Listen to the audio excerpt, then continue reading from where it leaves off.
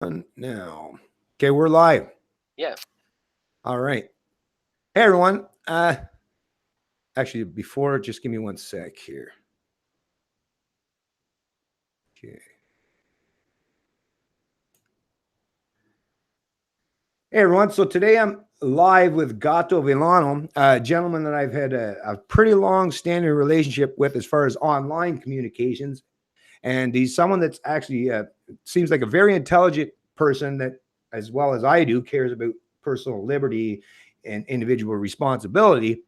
And today we're going to try to talk about some of the solutions because we've all got grievances. That's an easy thing. Anyone can sit and bitch about some of the problems and the issues that we're facing or that's affecting the Western world or the entire world for that matter.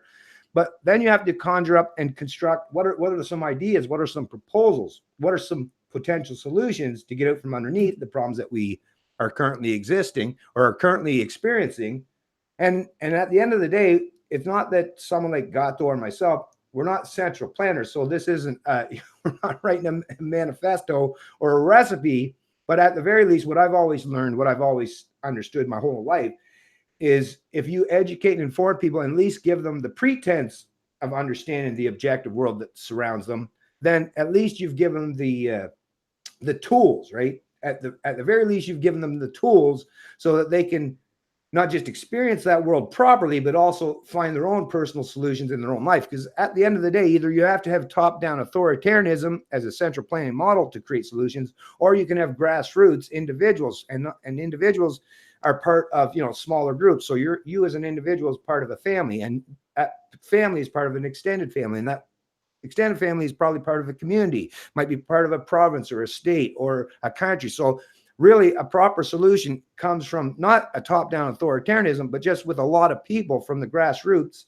individually or even in small groups collectively finding ways to create solutions where other people that see those solutions and how they're taking place and how they unfold, once you've shown someone with real world experience and with real world knowledge and a real world revelation as far as how they're doing it, then they will come to terms and realize that that's a good strategy going forward. And that's really what we're going to try today, is to offer some solutions. But we're definitely going to be delving down and digging down deep into the topic of what is actually happening to us today, and like I say, discuss what we might do to try to get out from under the situation we're currently facing. Go ahead, Gato. Okay. Yeah. Thanks, Bennett. Well, I'm gonna talk about the current situation of the world we live in and propose some solutions. I'm not imposing or proposing that anybody follow these solutions if they don't want to. This is just voluntary basis solutions, and people on both sides of the coin, left or right or in between, they can choose these solutions or reject them. And this goes into my plan because it creates a selection, a natural selection between um, how could I say that, evolutionary psychology. That we're going to talk about genetics. I'm sorry, we have to talk about some science. I'm a scientist, so sorry. Yeah, for So sure. um, right now, most people only talk about freedom of speech, and they're using their freedom of speech to talk about their lack of freedom of speech, and we're not talking about any solutions. We're not bringing anything to the table when right now we might have about 9 or 10 years to get ready for the shit show, and we're not talking about it. So I'm stepping up. I'm proposing solutions before it's too late, because you don't want to be caught your pants down when the government falls. Definitely not. So most people try to find solutions in politics, but politics is just a short-term solution. You will just make short-term changes, and in the long run, you lose. Like I was saying to Bennett just a second ago, politics is a rope pool. You got two teams holding the same rope, and one team wins for a while, the other team wins for a while, and it just goes back and forth. But the national debt is increasing, and eventually we cannot pay the interest anymore, and the government is going to fall. What cannot be sustained will not continue. That's from Stéphane Molinier. Mm. So eventually, the government is going to collapse, and this is not so. It's not so bad a thing that the government falls, because there's more than one way to change or alter a government, like John Locke would say. One of them is through a violent revolution that I want to avoid. I want to avoid all violence. And the other one is the government just running out of money. And actually, that's the most efficient way to stop a system that basically oppresses everybody under it, except the people that benefit from it. So, um, Well, can I just yeah, mention, sure. actually, since you did bring up the economic side of things, and this is something that I like. I ponder this on a continual, ongoing basis, and I've understood historically, whenever things get too awry in regards to central plan authoritarianism, is the onus has been on the citizens of any particular country has been to withdraw their support from the Leviathan or from the state in some means and measure to hamper or hinder their ability to keep propagating their system. And throughout all of history, that was something that could possibly happen. Now we know under the Roman Empire that, they did try to do things such as using tungsten to manipulate the actual currency that they used, which back then would have been gold and silver and stuff. But today, what the biggest thing I'm concerned with, and I share your frustrations with the whole thing, and I definitely think mathematically it seems like it's still a possibility, it's still feasible, but it once again, because it relies on psychology as well. That's the thing with the current modern fiat system that we live under, is you don't just have to rely on mathematics anymore. Now it's based on people's trust or their faith in the system. So what I'm seeing today is these central planners through the fiat system, and now you don't have to have that inflation. So, okay, so let's say in the 1929 crash, you would have seen a massive ramp up inflation in domestic countries and you did see that anytime there was any kind of stimulus programs, you would see that automatic inflation rate. What we're seeing today, though, is the part that concerns me most is the Federal Reserve. They printed to the tune of what, $4.5 trillion worth of money. But to make sure that, we could actually, with that much money that's been printed falsely to stimulate the economy, if that was actually a real thing happening in our society where that was actually being, if actually all of us benefit from it, well, there would be such a high inflation rate at this point in time that you would have hyperinflation, and then people would recognize instinctively and automatically that the system is definitely going through a profound change, and there's going to be a course correction that has to happen. But because they can offshore, that's the thing with having globalism, right? So they can print and stimulate economies, but they can do it in third world countries or emerging countries, where they can still use a stimulus effect of all that money printing, which of course it destroys our purchasing value or purchasing power in Western developed countries, but it also helps people in other countries. So at the same time, while we're seeing wages stagnant and our purchasing power devalued, it's also benefiting a whole lot of people at the same time. So while for domestic consumption or for domestic consumers or domestic populations, this is having a profound effect and a negative effect, but it's also having a positive effect for so many other people. So this is the part, like I say, where I just always wonder how do you, other than, and we can get to that point, is the adoption of some kind of decentralized type of currency, or if you had something that was based on a commodity such as gold or silver, once again. But either way, you have to introduce, to me, the only way we can get it from under this without, any violence or massive economic crash, is to get people to transition to a decentralized and more stable based currency. But we don't even see that today with a lot of these blockchain based currencies such as Bitcoin or Ethereum and stuff. They're getting there, obviously, but that's something that's going to take time. But my question, I guess, to you would be, how do you think, because to me the economics of it is what's going to help us tremendously, but how do you believe, or what do you perceive as the best chance for us to get it from underneath the current fiat system, where every time we think that you can bring them down, right, they just, once again, they can keep that stimulus effect going. So there's large percentage of the population that relies on government and the printing of that money. If you can keep feeding those people constantly, and there's now seemingly an endless supply, other than us, we people.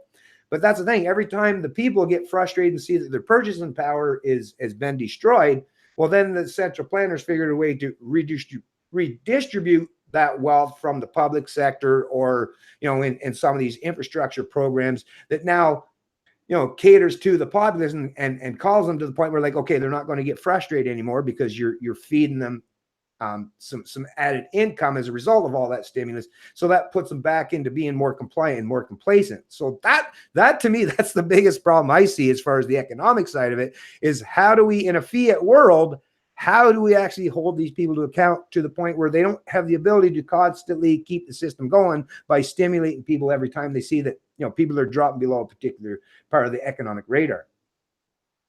Well, what I have to say first is that for a very long time, my motto, what I live by, is expect the worst and hope for the best. And that, I think, is the best way to look at life, because you're always prepared when you look at the world that way. So I don't think they're going to be able to create stimulus or continue their welfare system very much longer. Because first of all, let's talk about politicians. Politicians are bought by banks, right? They're all bribed except a few. There's a few good politicians out there, like Donald Trump, Nigel Farage. We can think of a few more. Adam from the UKIP, that has a channel called Adam is in his Apple. Sargon is a good guy too. Yep. But statistically, that's a statistic insignificance compared to all the bad actors in politics. So what do banks want? They want to increase the national debt so they can collect interest from the people.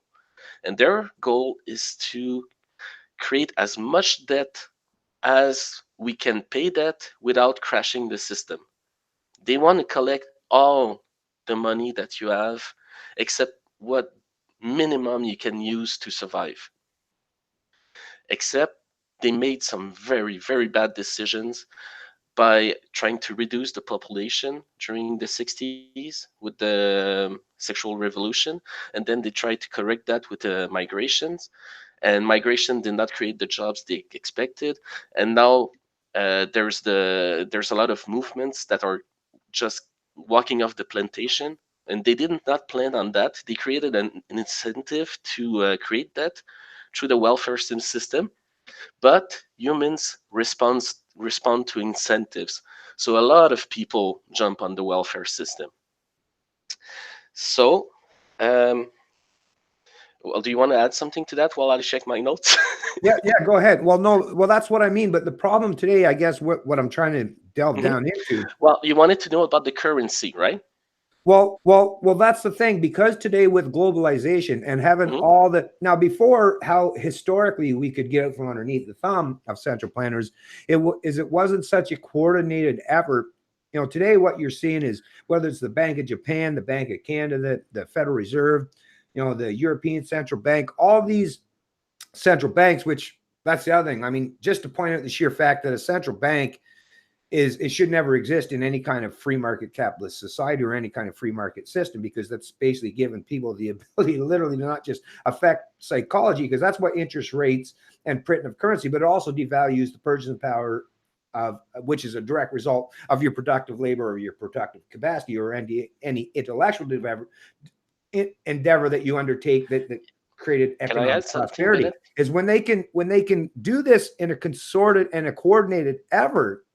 That's where my problem is, because historically, like I say, if you had people that, like, central planners battling against each other, which, like I say, competition is always historically, and this is something that anyone, like in your personal life, in your social life, and in your economic life, this is a fundamental reality, that competition seeks to raise and elevate each other. That's just a natural reflection, a natural reality of competition. But when you have coordination as far as suppressing competition, because that's what central banks are doing today. There is no competition anymore. It's about aligning everyone's monetary policy to reflect, right? Because no one's going to allow any currency, especially the U.S. being the world reserves currency, is not going to allow, you know, the Bank of Japan or the Bank of China, the China Central Bank, they're not going to allow one particular central bank or currency to take over the dominance as far as what the U.S. wants to reserve or maintain as far as the world reserve currency.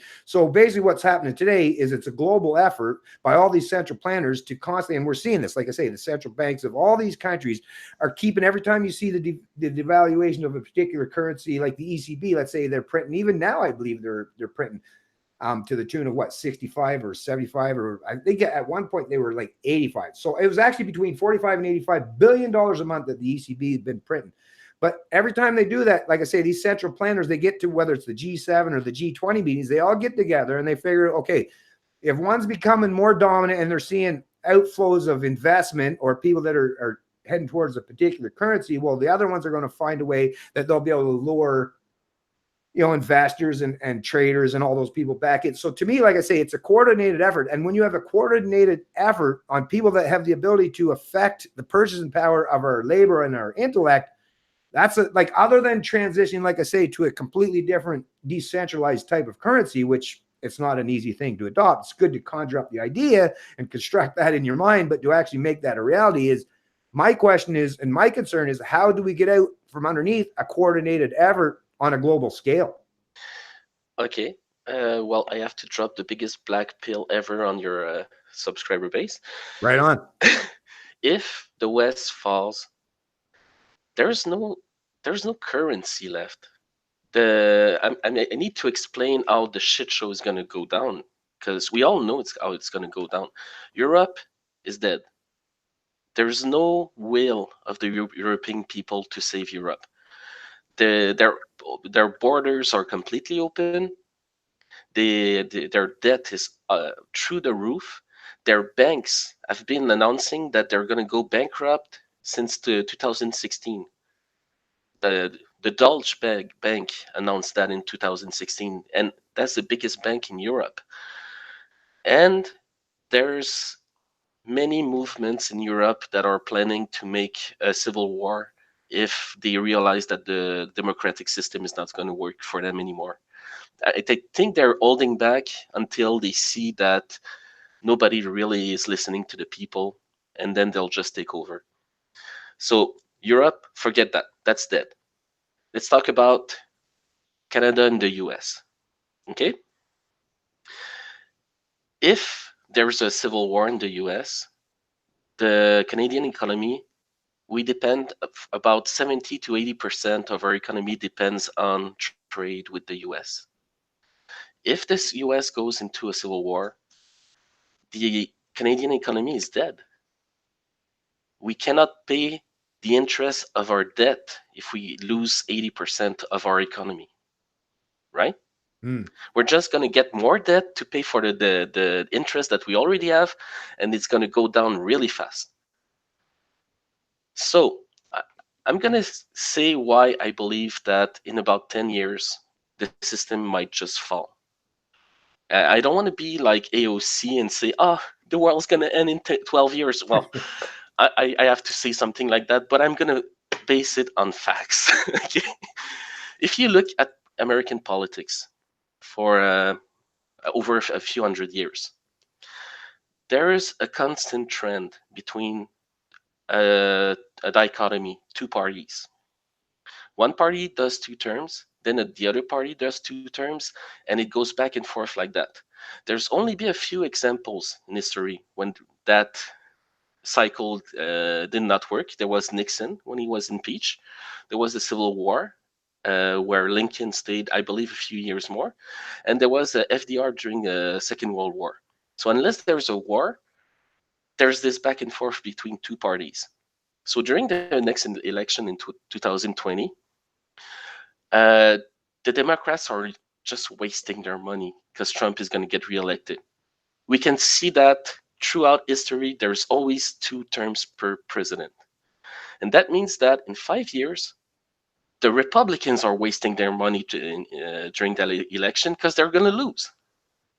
Now, who are they going to lose to? That's the question. Will Trump completely obliterate the Democratic Party, and we're going to be left with a dichotomy between the Libertarian Party and the Republican Party, which wouldn't be that bad. The Libertarian Party in the US has been infiltrated by the left, but there's still a few good actors that believe in freedom, liberty, free market in that party. But it's slowly being converted into the Democratic Party 2.0, right? So if the Democrats win in 2024, they're going to do stupid policies like the Bernie Sanders wanted to do. That's going to crash the economy within 1 year. Free healthcare for everybody, free university, open borders, give money to everybody. Let's install communism. Oh yeah, communism works. Like, it's going to crash within 1 or 2 years of Bernie Sanders, or I don't know who's going to be the next Bernie Sanders, right?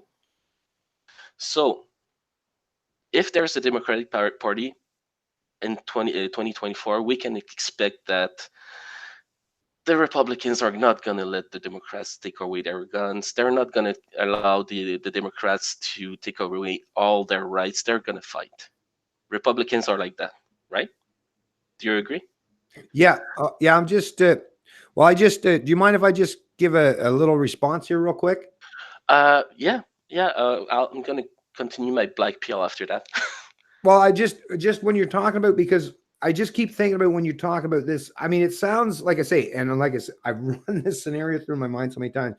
The problem is though, when you're using this, especially historical precedent, which once again, throughout all of history, there wasn't this capacity or ability, especially because of the form of psychology and the philosophy that was entrenched in most people's minds just 100 years ago. It was really, really difficult, which is why it took all the way till the 70s before Nixon even decided to sever the currency, the US dollar, from gold. Because like I say, gold, tying it to a particular commodity was the only way that would actually restrict and hamper central planners from just being able to print money to stimulate. And like you say, well, even after World War II, or even things such as the New Deal, you've seen that massive stimulus effect, but it had actually worked to pay over all the past mistakes and economic malfeasance that had happened during the early 19th or the early 20th century.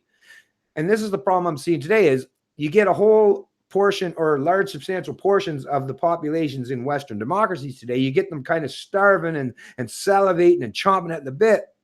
And then eventually, when the system does get to the point, like you say, and I suspect that it will get to that point eventually, because people's psychology, their own personal lives will be affected. But then the government now just can step in and have another new deal. I mean, like you say, or TIS or whatever her name there, OAC, basically is offering this another kind of stimulus effect that'll put. And my problem, of course, is because I understand human psychology enough to the fact that, or to the point where I think most people, even as much as they have a lot of grievance and have a lot of concern for the current system, the minute you drop some money in front of their face and or get them back to being productive in any way, which may very well happen if the system does get to the point. I believe these central planners, like the central bankers and those in government, are the ones that, at least not the lackeys, but the ones that actually know what's going on. Once we do get to that point where things are going to get that precipice, we're going off the edge as far as economics, because people realize that they're losing that value of their labor constantly. It's being eroded and eroded and eroded. There's already enough people that recognize that, but there's a whole lot of young people or middle-aged people that haven't seen that yet, because they're seeing, like, especially if you bought a home in Canada in particular, is, well, it seems like it's you bought yourself a chunk of gold, and it just keeps getting more valuable every year that goes by. And then you can just stimulate your own personal consumption by using the added benefit of that false stimulus effect of your increased speculative value of your house. So let's say your house increases, a perfect example here in a place in Ontario, such as Toronto. If your house has gained another $30,000, $40,000 of value speculatively in the course of a year, even though you were going through some serious economic hardships, well, now the bank will say, okay, well, we might lend you another $10,000, $20,000 to put against, the valuation of your house. So then it's that constant stimulative effect, so that every time someone, or whether it's an individual or a group, gets into an economic situation where they're not where they're going through hard times. Well, like I say, with the stimulative effect, with this central planning model and how well it's, it's entrenched into every aspect and area of our economic lives today, it seems to me that they're just going to constantly find ways to paint over people's concerns by, once again, just throwing the money. I mean, you've already heard already, they're basically speculating, and they've been talking about this for the last 5 or 6 years quite profusely, especially in Canada. And actually the Ontario Liberals that thankfully got completely booted out of here, but they were already running a universal basic income program in Ontario. Now, they did it with just a small segment of the population. I think it was 4,000 people. So obviously that's not a direct reflection of how you would bring socialism entirely, but they were already trying this kind of stimulus effect. And once again, there's, like I say, there's trillions of dollars that are basically sitting in a lot of places, offshore accounts, or a lot where they can keep pumping up this stimulus effect every time economies start to go south or start to turn sour. So that's my concern, is because I understand human psychology. People will not change, like just like your kid. If you raise the kids, and I'm father of 2 sons, so the only way you'll affect their psychology and change their habits or behaviors if they actually do have to go through some protracted or some hard time, something that has to change the way they're going to do things going forward. Problem I see today with central planning and fiat currencies is every time there's this problem, right, where people should start to correct their habits and behaviors, is the central planners can paint over all that shit and make everyone feel like, oh, well, let me just go off and consume something. I mean, I do believe maybe at some point in time, consumption won't be enough. And I think people will, more and more people, but I think that's a fairly long-term prospect at this point in time. Can I add something? During the depression in the 30s, people brought how much money did you need to buy a loaf of bread? They spent all their earnings just to buy a loaf of bread. If you look at Venezuela right now, the money in Venezuela is worth less than World of Warcraft gold. It's worth less than fictional money right now. So if you want to keep your assets, you need to find a currency that's not going to be affected. And that's a big problem right now.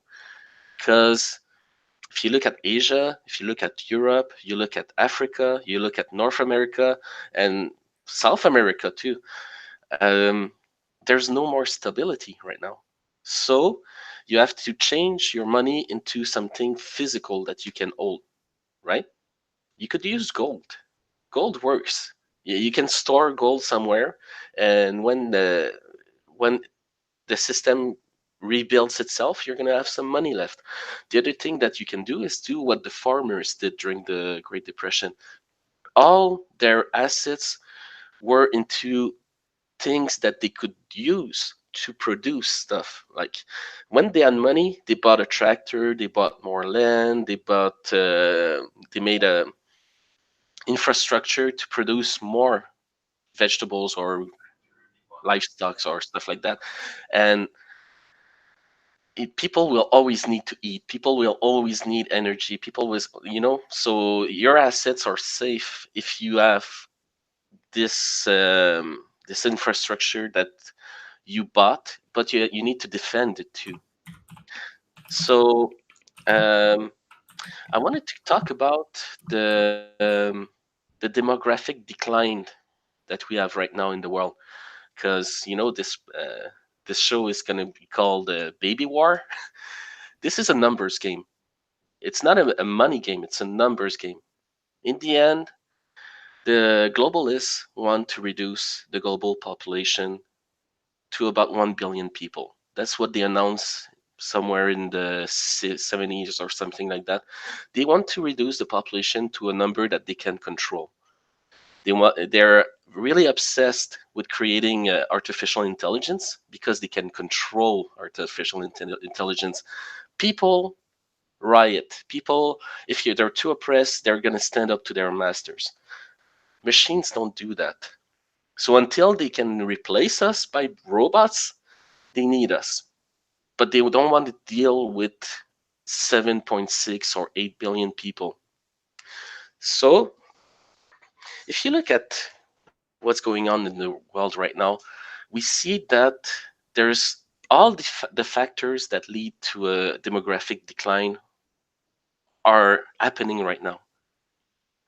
If you want to reduce the population, let's say of a certain animal, you don't start hunting the animal down. They're doing that in Haiti and not Hawaii. They're hunting down pigs, and they never can kill all the pigs because the smarter pigs always get away from the hunters, and then they breed smarter pigs and smarter pigs. So killing people like the Nazis did in the 40s, that doesn't work. Introducing a disease, that doesn't work either because people will build resistance after a while. If you're lucky, you'll get rid of 1/3 of the population before they build up the resistance, and then it becomes a chronic disease that people deal with, like the flu. The flu used to kill a lot of people, and now it's very controlled. So what you do is that you remove the environment, the habitat of the animal. You take away its goods, its resources, its food, a place to live, and stuff like that. If you remove that from an animal, you're gonna kill it. If you introduce, and this you're gonna see this in Europe, if you introduce another animal that needs the same habitat, the same food, the same resources as the other one, and you put the two together in the same zone, they're going to compete with each other, and the one that's more efficient is going to win. You see that with the North African Muslim migration in Europe. You have one people that's organized, a people with more traditional values. They're competing with Europeans that are nihilistic. They don't care anymore. They don't want to have babies anymore. They just want to disappear and they feel bad for being white or something. So that's one way to reduce population. And the reason why I believe that this is not accidental is that you see all these factors happening at the same time, like they were manufactured, like they were organized, and they're all constantly pushed by the central planners, right? You cannot talk about closing the borders in Europe. You cannot talk about closing the borders in North America. You're going to be called a racist, a Nazi, or whatever. You cannot have any self-interest. And the government is constantly taking away your money. They're taking away your ability to buy stuff, like buy food, buy a home, own your car, have enough money to raise children or a family. And I think that's the most evil thing you can do in the world is to take away its procreation right. The other thing they're doing is, let's say you don't want all the animals to breed. You have a farm with cows, right? So what do? You castrate some of the males. You only keep the males that you know you're gonna like. This male is good. It's a good breed. I want him to reproduce, but I don't want the other ones to reproduce. What do we see in school? We see kids forced to be castrated chemically with the hormone treatments. And if you don't want your kid to be castrated by the government is going to take away your kids and he's going to castrate them for you. That's what you see in Ontario right now. And that's just the way the government works is they try a model on a small territory first, see what happens, and then they make it law for the entire country. So this is going to happen all over Canada eventually, if we let it happen. The other thing that's happening is the relationship between men and women are becoming very challenging. Hey, Gato, before you actually go on to that, I just wanted to reference something you were talking about earlier, but keep that train of thought in mind because I definitely want to. I just don't want to go off onto too many topics without me actually being able to deal. Sure. Sorry. Oh, no worries, buddy. But so basically, what I was thinking. So the problem that I see today, and I totally agree with a lot of what you're saying, is, but I'm back to the point. We're under like a free market capitalist system. Under free markets, you could have peaks and valleys as far as economic activity in regards to transitional effects just in sheer demographics, right? So you're going through an intergenerational shift or a modern technological advancement. But that's something that, like I say, could have peaks and valleys, and it should be perceived and looked at as being completely normal and a representation of just the ebbs and flows of human economic activities and flourishment. Problem today is under the state-derived, like more or less, it's a Ponzi scheme is what we live under today, the current fiat system. So if every Ponzi scheme, that kind of pyramid relies on a constant, ever continuous growth. So that's why today, when you're listening to people in the central planning world, like such as those who represent government and political parties, or the corporate world, or those who are the central bankers, is they're constantly looking for this constant growth motive, the growth model. And because, like I say, with every Ponzi scheme, the only way, like, the people at the top benefit is, like, you got to get more and more people into the, and today with this kind of Ponzi type of scheme, as far as our economic system and our macroeconomic system and monetary policy, is they're bringing people from third world or emerging countries to replace people that they perceive domestic Canadians or Americans as not being as conducive for economic growth. But in reality, what it is know that they're just already at this level, whereas others are at this level if you come from a third or emerging world country. But because of the person come from the emerging world country, when they step into a first world country such as Canada, there is growth potential there, right? So the central planners are seemingly always going to want to pick, and that's why people have coined the phrase of the great replacement, is to stimulate. And that's the other thing in Canada. Well, I can only speak for my country predominantly because this is where I focus my attention. But in Canada, there's 4.1 million Canadians that work for either the federal level, the provincial level, or the local level in terms of government. And a lot of these people would predominantly, I would say that the largest percentage of them predominantly come from the boomer cohort. And they're now basically in that transitional period or stage where they're going off into the retirement years.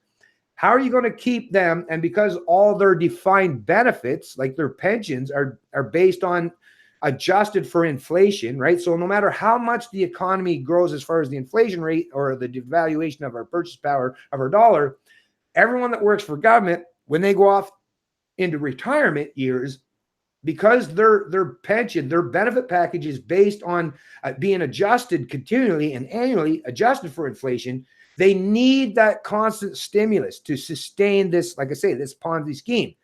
And because I recognize when you're talking about a population that's 37 representative of 37 million, like I say, take out all the kids that are like 15 years and younger that aren't entered into or equated into the workforce, or the people that are already retired and too old to be working. I think that's roughly around 24, 25 million, roughly, of Canadians that are in that working age range. So if 1 in 5 of them work for the government, and because if you're 1 in 5, chances are someone in your family, unless you're isolated alone, chances are you probably have either a child or a husband or a wife or someone that's also benefiting from your government. To me, it's where's the incentive for a large, substantial portion of the population to ever want to get out from underneath this constant growth mechanism, which, like I say, the current growth mechanism, because the way it's done with false stimulus, well, it's destroying the purchasing power of the poor. And we see that. But really, there's so many people that rely on that stimulus effect of rampant growth in the monetary system, in macroeconomic policy, is they're never going to want to stop what they're doing, even if you're, like, perfect example, I have people in my family that work for government, but I don't think any of them are willing to say, yeah, I'm willing to forego my very entitled pension plan that I work for I work for the government for 34 years. I'm willing to forego all that so that I'm not destroying the purchasing power of people that, maybe are a little bit low me as far as economic class or economic prosperity. I just, like I say, because I understand human psychology, and most people, as much as they try to pretend that they're altruistic, most people are going to care about themselves first and foremost. So, like I say, how do you get in Canada, let's say, how do you get that 4.1 million Canadians that rely on government constant stimulus and that growth effect to keep paying for these unfunded liabilities entitlement programs? How do you ever get them to turn or pivot away from supporting the system that they genuinely and definitely benefit from? I'm going to say something very sinister right now. Go for it. Have you ever been to a dog race? I've never been to one, but I know that they have this little bunny that goes around the court, and the dogs chase the bunny.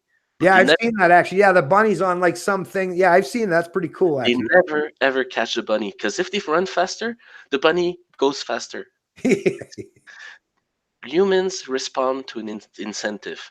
If they ever get this incentive, they won't work for the incentive anymore. They have it, right? Who actually believes they're going to get a pension? Raise your hand if you think you're going to get a pension. Raise your hand, guys. Yeah, but I'm in the private sector, so there's that's no a money. totally different There's thing. no more money left. It's gone. Okay, all the money that you paid in pensions, it's gone. They're just swinging that little bunny in front of you to say, you don't want your property to lose value. You don't want to lose your pension. You don't want to lose your health care. We need these migrants. This is just an incentive for baby boomers to want more migrants. Oh, I When I agree. talk to boomers, they're looking for a reason why migrants are good for them. You can tell them, well, look at all the rape gangs, look at all the crimes, the terrorism. Like they want to invade you. They're openly saying that they want to invade you and replace you, but you still want them. So this Ponzi game, it's gonna fall apart. If you look at Japan, the prime minister of Japan said, "Why don't these old people die yet?" you know. So the government needed the boomers because the boomers was their voting base. But as they go away, boomers die at a rate of about 1% per year. They're going to be replaced by another voting base, and then they're going to realize that they're not in such a privileged position, right? Because the government doesn't need them anymore. They're just old people. They want to take their goods. If you look at Europe right now, the government is trying to transfer land and property to the migrants. You see that openly in the UK right now, because that's their new voting base. So they want them to have the goods. It's like a king, right? The king has serfs. If the serfs get old, they're not going to work anymore. They're going to grab the land and give it to other serfs who are going to be the tax cattle that's going to pay for the big Ponzi scheme. So there's a replacement there, and there's an incentive that they're using for people to want to be replaced. That's sinister as fuck. But It is, but it works out perfectly if you understand, like I say, humans incentive structure and their psychology is mhm. people are going to do what is best for them in the long run. And that's just reality, which is why, The problem is the that people that come. this is what is best for them in the short run, not in the long run right now. Yeah, These but incentives most are people, all yeah, but most people have been disincentivized to think about long term. Today, in our immediate consumption and our immediate gratification world that we currently live under, most people no longer think about things in that long run. They're thinking in short terms, especially when you're talking about governance. It's, what are they going to offer you for the next 4 or 5 years or the next term, and then people worry about that, the other side of the long term or the medium term, when that short term's over. But then once again, they actually don't even pivot towards the long term for the most part. They still just rehabituate and engineer this short term thing, and they just start it over and they pretend that they're doing it in the long. But they're just starting from that same basic point: is how can I get over the next 5 years and make sure that that's beneficial to me, and then I'll worry about, in 5 years I'll worry about the following or subsequent consequence of the preceding 5 years. I'll worry about that then. And this is the problem, like I see, and this is a problem with the boomers, is and I'm sure a lot of them at this point in time realize, damn, we messed up 30 years ago. The problem is, though, is how do you get from that point, even if you're one of those boomers that have come to the acknowledgement and realization that, yeah, I should have never done and made those decisions I did and support the kind of politicians, the kind of policies that I did for the last 3 or 4 decades. I How don't do they think get underneath of it? That to me, therein lies the problem. And for them to, like, to me, it's choosing to change people's psychology from living about being in the here and now and making sure they're taking care of themselves and what benefits them, to transitioning to the old model of just, actual pure conservatism, of where you're just worrying about the long term.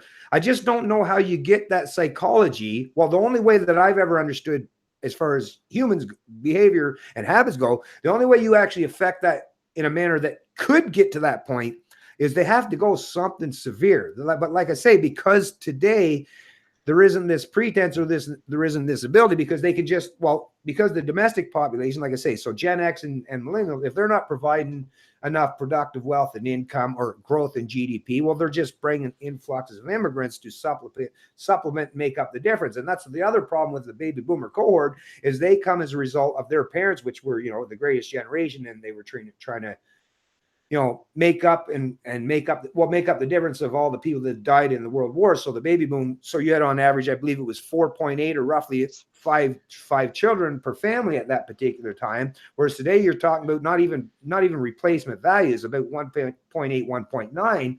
So how do you get past that without bringing in a mass influx of immigrants? And like I say, I'm obviously not an advocate, or I'm not against immigration per se, but I am against using it to paint over or mask over the problems of economic policy or macroeconomic policy or fiscal policy, whether it's talking about governments or central planning and central banks.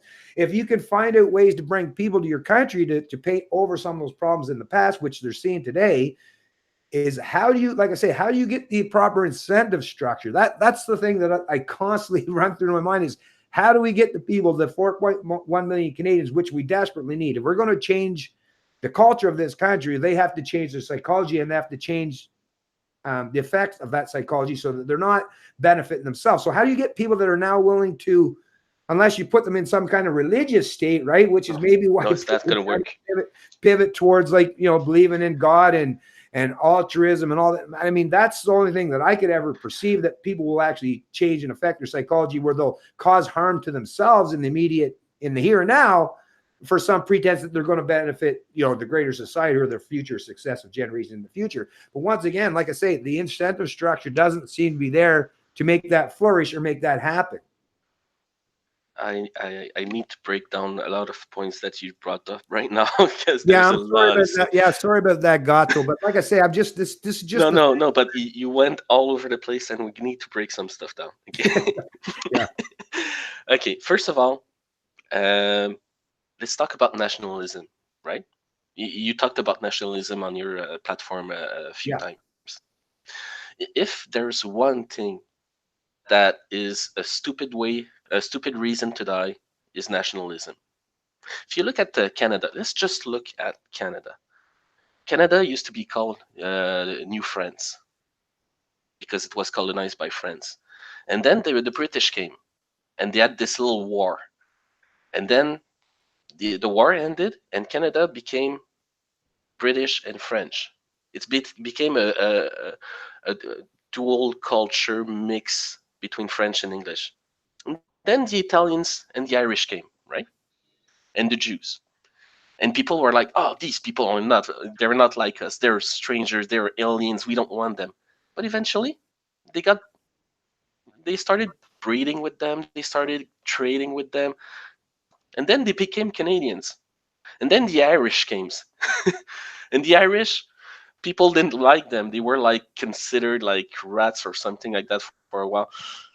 And then Canadians became fond of Irish, right? So what's a nation?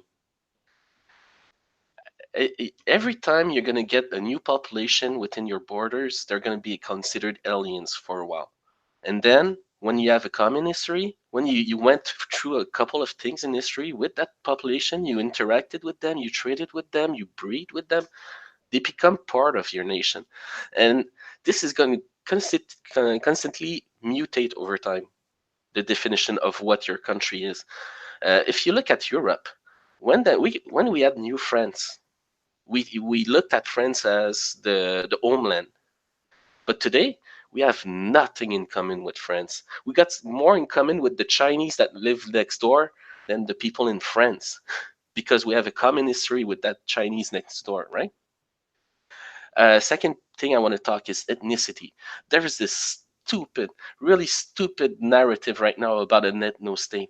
To create an ethno-state, you would have to create the most oppressive government in human history to displace everybody that's not pure-blooded and put them who knows where in gas chambers, or it's the worst thing you could do. So when you have children, right? You find a mate, you find a female. Half the genome of your child is going to come from you, and half the genome is going to come from her, unless you have the same allele for something like green eyes. You both have green eyes, like the percentage are going to change, or if you inbred or you create a clone. But that's disgusting. Let's forget about that. So if the person you have children with is black, or is a Muslim, or is a Chinese, or is a white woman, it's still going to be 50% of your genome in that kid. Yeah, the thing about the white genocide, I talked about that in my presentation, the ethno state. The white race is not going to die. They're going to interbreed with other races, and we're going to still exist in that gene pool, right? So it doesn't matter if your kid is half black, half Chinese, half whatever. And if you create mixed children, we realize that the IQ increase, the immune system is better, the child is taller. Um, the study was done over 10 years, so it was pre before puberty. So you don't see a big change between the IQ of the guys and the girls before puberty. So if you look at the bell curve, they're all in the middle. In about 10 years, they're going to bring out new information about that. So all this thing about bringing new people in, I don't care. Bring all the people you want in. The way you're going to make the system work is to make it free. It's laissez-faire. Freedom is always the solution. People that want to compete here, you don't incentivize them. You don't put sticks in their wheels and try to slow them down. You just let them compete on the free market, and the economy is going to be fine. But no one wants to do that. Everybody runs to the government.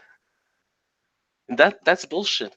Uh, and about tradcons. Well, that kind of comes back to, once again, the incentive structure, which is completely destroyed today. Because if you're the type of person that wants to do the right thing, especially in regards to business or even social policy, you're the one that's going to be placed. This is, like I said, this is the problem with when you function under a system that has completely disincentivized what should be, or what you or I would perceive to be, the proper incentive structure. But when things are flipped upside down, you literally live in a situation and under a scenario where the incentive structure no longer works, that's conducive for freedom and liberty. Because I would be completely, and I'm completely on board as far as, like, to me, immigration, to me, it doesn't matter if there's no such thing as a central planning or government, because as long as I own my property and people respect my, personal liberty and my property rights and self-ownership, which most people will do, then I'm not, like I say, I don't care. But because we live in a central plan structure and societies are based on central planning and governance and states, is how do we get out from under the fact that the incentive structure is now completely representative of maintaining the established structure or institutions that dominate our social and economic lives? How do you, because you're not going to get people, like I said, it's going to be really, really difficult without them seeing some impending danger. Like, the only way a person is going to, like, if you tell them that, there's a car coming down the road, it's about 5 miles away, but if you stand in this position you're at today, this car might hit you. The car's only traveling 5 miles an hour. They say, well, the person's not going to be too awfully concerned. They're probably going to continue on doing what they're doing. Like, that's off in the future. I don't see anything that's going to happen to me right now. Now, if that car was barreling down towards them from about 100 meters away and they could visibly see that car, well, then the incentive changes, right? Because they're going to see and they're going to perceive that threat immediately. But like I say, the current structure has basically removed that potential threat, because every time people feel like, oh, we shouldn't do this because things are going to go bad, well, the central planners find a way to stimulate the economy or to soothe people's concerns, kick that can down the proverbial road once again, so then people get back to their old habits and their old behaviors. like I say, to me, what it comes down to fundamentally is how do you affect and change people's incentive structures? Well, I think the only thing at this particular time, other than a coordinated, concerted effort with millions of people in the country, I think it's the industrial investors, it's people that have a lot of power, a lot of influence, and a lot of sway. The bulls and the bears, those are the ones that can actually affect the economy in a manner that might affect people's psychology. And there are actually people out there that are doing that today. And even though it might sound like it's a bad thing that they're betting against their own domestic countries or their own domestic governance policies, what they're doing is saying, no, we got to change the culture. And the only way that's going to happen is if we actually cause people to have to suffer through some protracted hardship. And I believe that to be true. Like I say, not just as a person that was a child myself and was raised by parents, or someone that perceived how other people that I grew up, how they affected their psychology or their habits and behaviors, but even with my own children or other people. Like, I've always noticed and recognized and acknowledged that you don't change people's habits or behaviors without some underlying you don't have to threaten them directly, but there has to be something that is a direct threat, and they recognize instinctively that the only way they're going to get out from under that threat is if by changing course. But like I said, every time a threat presents itself, the central planners find some way to use monetary policy or social policy to carry favor to maintain the current system, the current paradigm that we're living under. That once again is where I got to get back to, and I think that's the central tenet and the central focus of my concern today is how do we get to the point, other than you and I doing what we're doing today, which is help people to start thinking about these things more critically, because I think that's actually of paramount importance. But even if we're doing it, and let's say we get 10,000, 20,000, 50,000 views even, although, good luck on that, because most people don't like to hear the truth these days, to be honest with you. But even if you did, that's still going to be a very tiny minority representation of the population in this country, and the ones that aren't going to be paying attention are the ones that want to plug their eyes, right? Or close their eyes, plug their ears, and pretend that everything's a-okay. Well, I guess for them, though, it may very well be the case that, their benefit tremendously. Like I say, I can only speak through my own anecdotal experience as far as the subjective opinion I get. But I have people in my family, especially on my mother's side of the family, a lot of them work for government, and trying to convince any one of them to do anything that's going to go against their bottom line or their ability to maintain the current structure that's going to keep them. And these are people, like I say, these are people in their later stage in their life. These aren't the people that are going to be conducive with upending the apple cart, right? The solution, I'm going to give you the solution. And it's so beautiful in its simplicity. You have to let the system fail by itself. You have on one side the conservative who are ready to throw endless legions of men in the grinder to keep the system working. They're sending them to war. They're destroying them in family courts. They don't care. They're going to sacrifice as many men as it takes to keep the system going. And on the left, you got happy, crazy maniacs that are burning the house down with everybody in it. And as an anarcho-capitalist, all I have to do is sit back, grab a beer and marshmallow, and watch it all burn down. So if your kid does something stupid and you're always looking at him and saying, don't do that stupid thing, you're going to get hurt. Eventually, you're going to look at him and you're going to say, okay, I'm going to let him do it. I'm going to let him fall off the chair or something like that. And he's going to learn that this is stupid. You're going to get hurt doing that. It's the only way that they're going to learn, right?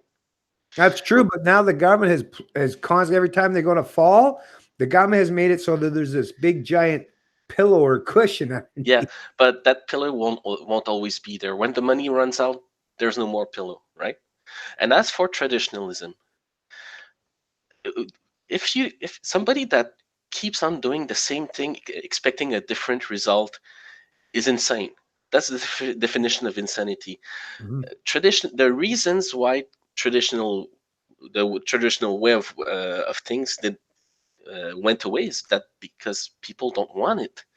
No, you cannot impose a system that nobody wants. And if you go back to traditionalism, it's going to fail again and again, just like socialism. It's the same thing. It's going to fail. I agree. So, my advice to everybody is don't waste your energy, your time, and your life trying to save the current system. Let it fail. Prepare for the fall. That's what I've been doing on the internet for the past few months, is preparing people for the fall. When Rome fell, the way that Stefan Molyneux described it, it was like it became a shit show, all civilization collapsed and whatever. That's not true. If you listen to other historians like Lindy Page or there's a few others, they tell you how life was during the Dark Ages. People still used tools. They had an economy. They had schools. They knew about health. The remnants of Rome was preserved by the clergy, and that allowed for a new civilization to pop out, right? Mm. And I think that's the role of the libertarians. Our role is to move aside and let all these idiots fight and just breed the next generation. Yeah, So, I agree. Actually, I think for we libertarians, I think the most important thing we could do is give people the intellectual tools, which is, like I say, and you basically alluded to it already, is self ownership, the non aggression, basically, the things that a lot of people would already have historically that would grasp and understand it, because if you're a Judeo-Christian Westerner that comes from that kind of background and understands the correlation and the relationship between modern Christianity, post-Reformation, and modern capitalism, right? So capitalism is a good way that we deal with each other and show value and appreciation of value and respect each other's individuality as far as economic exchanges. But the moral and ethical concepts, I believe, were completely derived of the Judeo-Christian religions. But also, like I say, after Reformation, we didn't have to go through the fire and brimstone and I gotta smite thee. Well, thanks to the story of modern the Bible of the New Testament of the Bible is understanding the story of Jesus Christ and the importance of the individual and standing against authority and all that. So I understand how that takes place. But like I say, now today, what we live today is most people have rejected the fundamental aspects of Christianity because the people that taught them they taught them to be dogmatic rather than just understand that these are conceptual stories that are supposed to give you an understanding, just like modern television and radio and movies. People think of them as just, what you're trying to say is that politics is downstream from culture. yeah, exactly. Yeah, you're exactly. Yeah. So, but we don't have that kind of, like, this. To me, we need that culture. And today, I don't see a healthy culture. I mean, well, you got me. There's a fair amount of us out there, but that doesn't seem to be the dominant culture. And like I say, once you get the cultural aspect of it, There's my solution. then you don't have to worry about politics and governance because, like you say, it's downstream. So everything will follow through and be representative of those historical. But like I say, I don't want to go back to traditionalism because, like you said, mysticism, even though myself, I still believe that I have a personal relationship with God, but because I understand it and I could explain to someone properly, but I also don't want the people to be dogmatic, whether it's the belief in the state or a belief in some mystical abstract authority. Now, if I had to choose one or the other, if I had to pick the lesser of the evils, I'm going to choose that abstract authority that's outside the realm, right? That doesn't have the power to actually send that lightning bolt down to smite thee. Whereas the central planning governments, these people actually do have the real world effect and ability to cause some real harm. To me, I would still, if I had to pick the lesser of the evils, I would definitely pick an abstract authority. And I'm hoping at some point in time that thanks to the INDW and people like Brett and Eric Weinstein and people and Jordan Peterson, that we can get to the point where, and actually Stefan Molyneux with UPB or Ayn Rand objectivism, I'm hoping at some point in time we can create an area or a realm in our mind where we're thinking about these things philosophically without using something that's believed as some magic man sitting in the sky in the clouds somewhere. Because I get where that can be used for nefarious and devious purposes.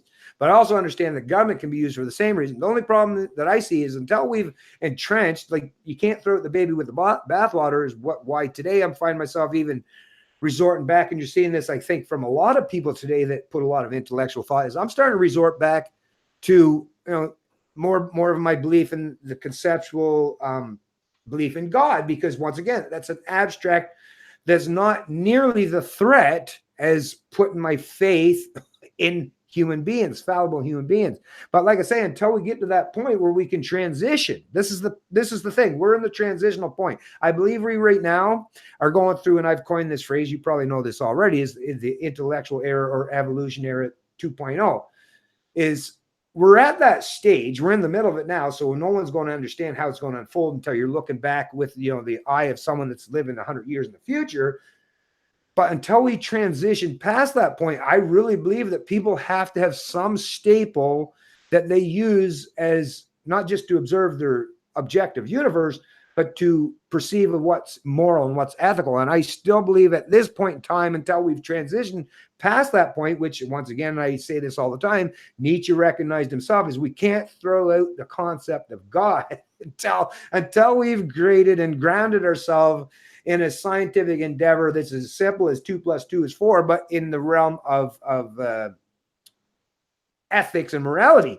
But that's no easy accomplishment, as you realize, because there's a lot of intelligent people, and you got people like Sam and Harris, and they actually put forth some pretty good goddamn arguments why you shouldn't place your faith in some abstract authority as well. So we're definitely in that transitional time frame.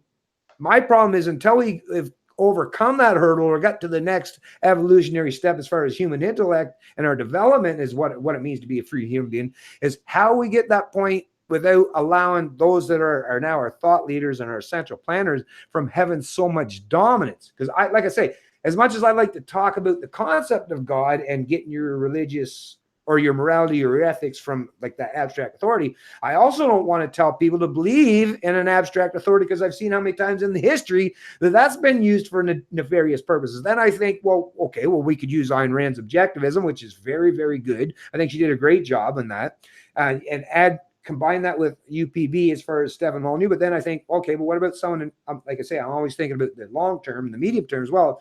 What happens in 50 years? Now you have a situation in a scenario where people are now placing their faith in humans. So Molyneux, or let's say Ayn Rand. But once again, how easily can you misconstrue and misrepresent the words or the rhetoric or the stuff that people like that espouse, because they can use that for so many nefarious purposes. So this is the question of all questions that's dominated modern humanity throughout modern times, and how we escape and get out from underneath the authority of the state or the authority of God, and just get to the point where we just treat each other as if, I wish we'd get the point to me, and I love using this example. If you're sitting down to play I don't even care if it's a video game or a board game, you already understand the rules, and everyone that chooses to enter into that endeavor as far as playing a board game or a video game, as long as everyone understands the rules and everyone's universal as far as respecting those rules, and nobody gets to escape their accountability if they do break the rules. The problem is with governance. But this is the thing. Governance is something that people, it's buried down in our core, just like Jordan Peterson, when he talks about, goes back 100 or millions of years as far as the lobster. Well, there is a natural hierarchy, and that's a reality. And people are always going to be susceptible in believing in people as far as hierarchical, as far as their ethics and morality, or what they possess in their mind that seems to be superior to them. The problem is, when do we get to the point where it's so scientific, where you can say 2 + 2 is 4 and everybody will adopt that universally, because you can see how that works, right? Because that's the thing. You don't have to believe me when I say 2 + 2 is 4. You can do that experiment on your own. When you're talking about the ethical or moral realm, it's profoundly more difficult to do that kind of experiment, because once again, you can see where your morals and ethics can be conflicting depending on the particular incident or scenario. And I've used the example in the past with even the concept of the greater good. Sounds good in theory, right? Like sacrificing the individual for some concept of the greater good or the majority. But once again, I've used the example and show people with a real world example of how you might not make that decision every time. Is if, let's say there was one person, there's a train barreling down the tracks, one person is on, and there's a break, right? So the track can either go to the left or the right. there's 5 people laying on this track and there's 1 person laying on this track. Well, you know, moral and ethical universals would if you were saying about, well, it'd be better to sacrifice that 1 person and save the 5 people, because numerically, or in a utilitarian type of concept, well, those 5 people, you should save 5 people. It's better to kill 1 person than it is to kill 5 people. But then ask that same person that exact same question under the same scenario, but that 1 person is their child or their mother or their father, right? Mm-hmm. Then it changes the paradigm. It changes the entire conversation. It changes the potential outcome entirely. So once again, this is the question of the day. Well, it's the question of the century. It's the question of history as far as modern advancements in our intellect and how we should cohabitate and coexist with each other. Is how do we get to the point where we can universalize our morals and ethics that's so consistent that we can rely on no mysticism whatsoever, right? I don't know how we get to that point. Do you, Gato? I'm going to give it to you. First of all, let's talk about that train track. If you choose one track or the other, you're committing murder because you're deciding who's going to die. But if you let the train go the direction it was supposed to go, you can't change anything. You cannot save these people, but it wasn't your choice. It was fate, let's say, or they weren't at the right place at the right time. What I want to do is to give you another lens to see this problem. You're looking at it through ethic. You're looking at the micro level, the individual, free choice, how you act, your morals, and trying to apply it to humanity, to everyone. The problem with ethic is that not everybody's the same. Equality is not of this world, right? I'm going to give you the scientific way to look at it. I'm going to give you the biology way to look at it. I'm going to start with an analogy, right? Let's say you're a kid walking through New York. There's a crowd. There's a crowd of giants. You're a kid. There's adults all around you. Every one of them are dressed differently. They have different color of skin. They're listening to different music. You're looking at the individual. You're looking at the micro level. And then you go up the Empire State Building and you look down, and everybody looks like a bunch of ants, right? When you look at humanity at the individual level, everybody's different. It's like chaos. Everybody's got different choices that they make and stuff like that. And when you look back, you look at a bigger sample of population, they start acting like mammals. And when you look at a bigger population, like let's say millions or billions of people, they start to act like unicellular life. They act like bacteria in a petri dish. This is, you're looking at determinism and free will. When you look at the macro level, people act out their biology. There's going to be some rebels here and there who are going to be the black sheep, and who cares? Overall, people are going to act out their biology. So what you need to do is you need to change the makeup, how the, let's say, the petri dish is populated, right? You need to change the percentage of people with certain characteristic, and then I need to define some terms, okay, so that people understand. That's what well, when you teach in science, most scientists have to teach. You need to define terms, and you need to assume that people are not educated in science. So bear with me. A gene is the information to produce a protein. An allele, or allele, I think you say in English, is many variants of a certain gene. A gene pool is the genetic makeout of a population. It's all the combined genes of that population, and an allele frequency is the frequency of these alleles within that population. Let's say gene A is 50%, gene B is 30%, gene C is 20%. Okay. Evolutionary psychology was defined by Richard Dawkins. Stefan Molyneux dealt in that. Gad Saad is a pioneer in that field. Evolutionary psychology is the predisposition, the genetic predisposition to have a certain behavior. It doesn't mean that you're going to have that behavior. It's that you're predisposed to have that behavior. And that behavior evolved through evolution because it gave you an advantage that allow your ancestor to survive and to breed, right? These behaviors are triggered often by environmental factors like stress or education or the way of life. Maybe somebody proposed an idea like freedom and you're predisposed to love freedom, then it's going to really resound in like, oh yeah, I like freedom, and somebody else that's not predisposed to like freedom is going to say, oh no, freedom is bullshit, I like statism, right? Hey, some So people do. If you're one of those people that are a benefactor, then yeah. mhm, exactly. The welfare state is a selective environment where certain gene set are going to prevail over other gene set. Uh, a good example is the warrior gene. Uh, People are genetically predisposed to have a violent behavior, a criminal behavior. Doesn't mean that they're gonna have that behavior.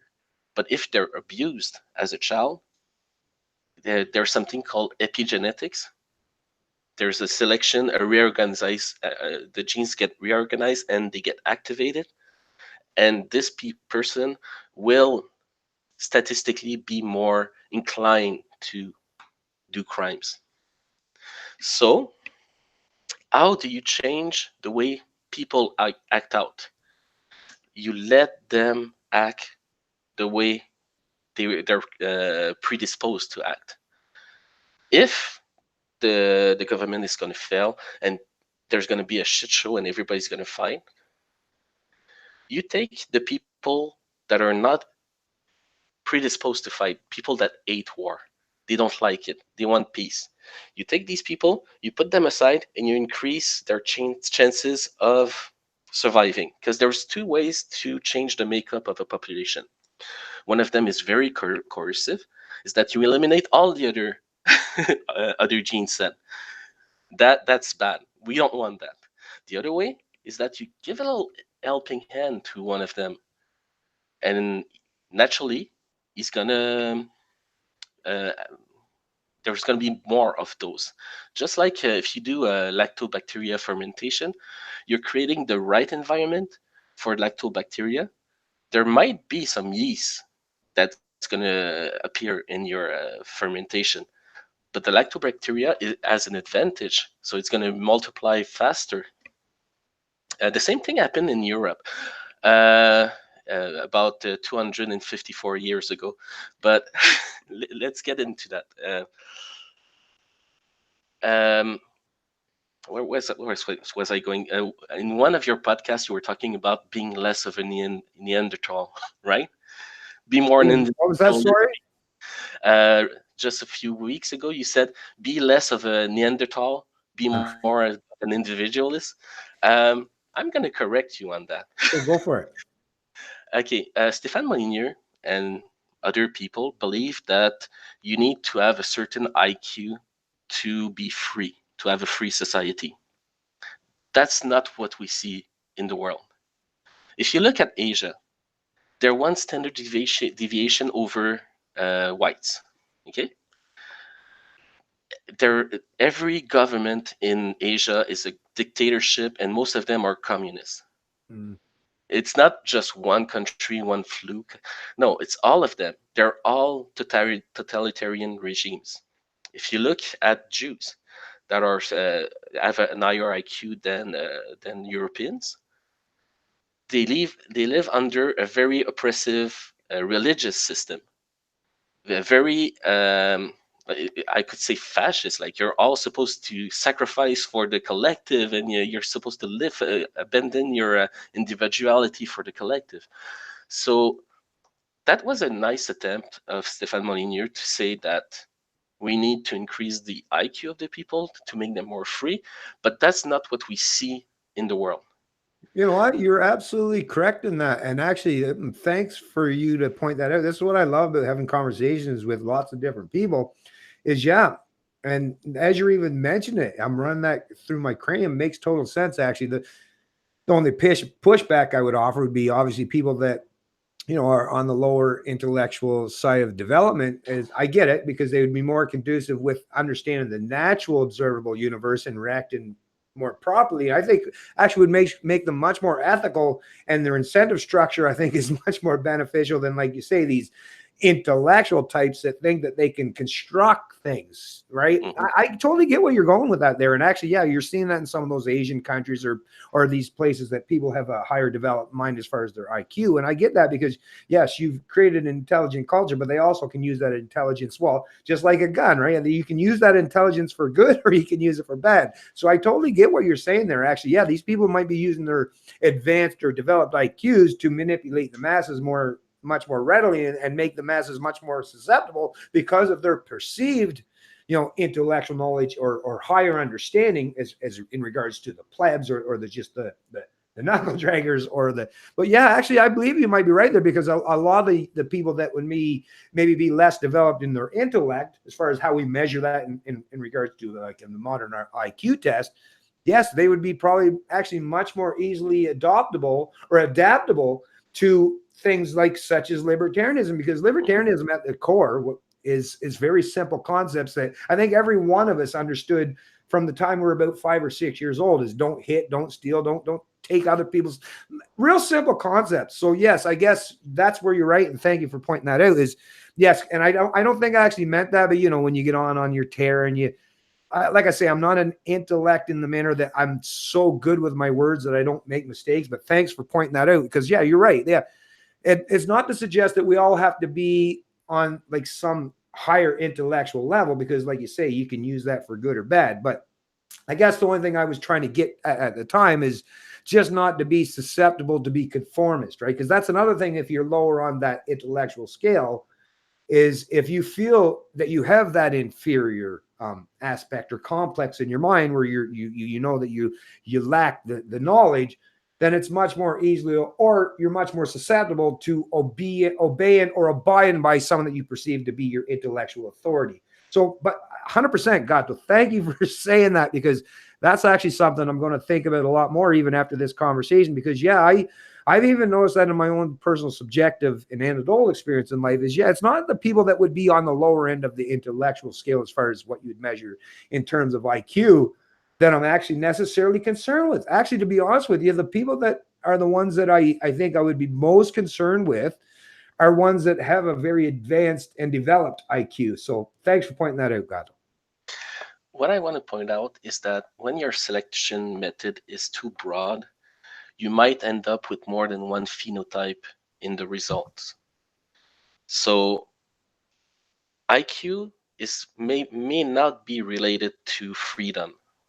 It, both of them might be able to survive or flourish within a certain system, but they might be separated. If you look at human migration when humanity started, we all started from Africa. Now there's a discussion, maybe we started in Greece, but we started in pretty much the same Mediterranean climate environment, and strangely, it's the one that's the most healthy for humans still So today. you're talking about Pangea, right? When it was all like a supercontinent. That's what you're referencing. No, because humanity only existed for 254,000 years. So before that, we were another kind of primates, but humans, we use the mitochondrial DNA to date the appearance of humans. So we were the makeup of the planet is pretty much the same as it is today. Um, like when your technology advances, you try to colonize new regions. You always try to get more resources, more land. So there was two migrations to Asia one of our ancestor that has a common ancestor, but it's not our ancestor, went to Europe. It was the Neanderthal. And then the Homo sapiens went to Europe and they competed for the same resources as the Neanderthals. The Neanderthals did not die out as most people think. They bred with us. We have Neanderthal genes inside us. In CJEP, in college, you do a genetic test to see if you have a certain allele from Neanderthals. I have some Neanderthal ancestors. And something about the Neanderthals is that they were taller, stronger. They had a bigger brain mass, so they were smarter, and they were more sexually dimorphic. This means that females had a more pronounced female roles, and the males had a more pronounced male roles. Mm. If you look at Asia, the males are more feminine, and they're very similar to the females. There's a trend in Japan where men dress up like women, but they don't identify as trans. If you look at Africa, the women are very masculine. So it's very to have in Europe we have more sexual dimorphism. This means that we're more inclined to fulfill our um, gender roles, and this makes us more inclined to feminism because what's the gender role of men? We need to provide and to protect. So when our women cry out, "Oh, I'm oppressed, I'm oppressed," we're more inclined to help them out and say, "Oh, I'm gonna protect you. We're gonna white knight." Mm. And another genetics set would just work out their pimpen and say, "Go back to the kitchen," you know. So there's a reason why feminism appeared in the West and not somewhere else in the world. So, um, why did Homo sapiens dominate the Neanderthals? It's because they were more collective. They worked together to get the resources, and the Neanderthal didn't have enough resources, so their population gradually dwindled until there were no more Neanderthals, and the only thing that's left of the Neanderthals is within our genome, right? Mm. So the correct thing to say it would be more of a Neanderthal, be more individualist. All right, I'm going to drag my But knuckles a little bit more. that's just I'm just pulling your string right now. Yeah, I Um, know. but uh, what you want to do is you want to favor a gene set that wants freedom, right? That was what we were talking about earlier. And you want to let the other ones do what they want. I'm not preventing any status person, any collectivist person to choose my solution and to survive the fall. They can do if they want to, but they don't. They won't do it. Why? Because they're genetically predisposed to fight. People who are inclined for conservative ideas, they're going to look at you and they're going to say, "Oh, you're a bunch of traitors. You're just walking to the side and you're going to let us fight. That's disgraceful." And the left, they just want to see everything burn down. so, Yeah, so they these want to throw guys, out the baby with the bathwater. That's actually the problem with the revolutionaries is they come up like it's easy to, and I mean, you and I, we all do it. It's easy to find faults and issues and problems with the current paradigm, the current system, the current structure. And that's a reality that it's unescapable. And it's an observable reality. The problem, like you say, is the people that are the revolutionaries, and they do seem to predominantly come from the left side, because obviously if you're talking about this in the proper or the concept as far as left versus right is, yeah, traditionalists, right? People who want to maintain a particular dominant structure, and ones that want to destroy it completely. Well, that's the area where I think people such as Jordan Peterson and others is, as much as I think some days I like, stop being so middle of the ground. But I think at the end of the day, these are the people that might be more beneficial, unless we want to go through that real hard. Now, myself personally, I would accept a complete breakdown of society, because I think me and the people that I know, I think we'd fare okay, not great, but I think, you know, we'd be in a situation that we could defend ourselves. We'd be at least in a position that you'd be able to weather that particular storm. But because I recognize that it's not just me, right? That's the thing. It's not just me or the people I care about that's going to be caused, that's going to have causal effect or harm caused towards them because of this. So to me, I don't want to tear down the current structures in the way that I think it might be, like, in the long run. I think if you do tear it down quickly right now, it might allow you to build that up in a much quicker manner. So maybe you can get that transition period. Maybe that'll happen in 50 years instead of 100 years or so. But at the same time, I do understand why people want to take advantage of the fact that we live in the information age, get people's intellect, right, developed to the point where if we do have to do something that changes how things are done, at least if you've given people the ability and the tools and the knowledge to understand what's happened, as far as if we do have to transition away from current systems and current paradigms.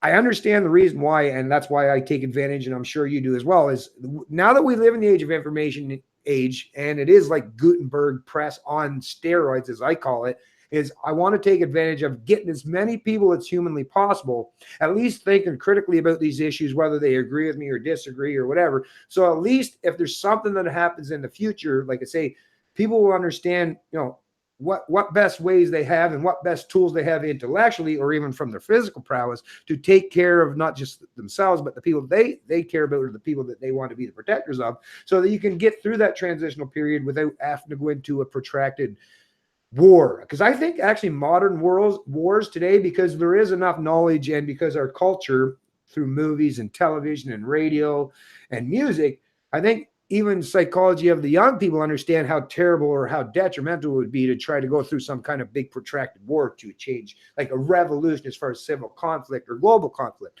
So to me, because most people are at least wise enough at this point in time, even though they don't understand why they're this wise, at least I think it's right buried into their psychology that we don't want to go through another 20th century. I think that's still fresh enough in people's minds. Even the younger people, like I say, millennials and Gen Zers, they have at least heard enough stories from their parents or their grandparents that you don't want to go through a 20th century scenario once again, where you have massive civil conflicts and global conflicts that, you know, could ultimately mean the demise of tens of millions, or at this actually point in time, could be hundreds of millions of people easily, maybe billions if it ultimately ever came to that point.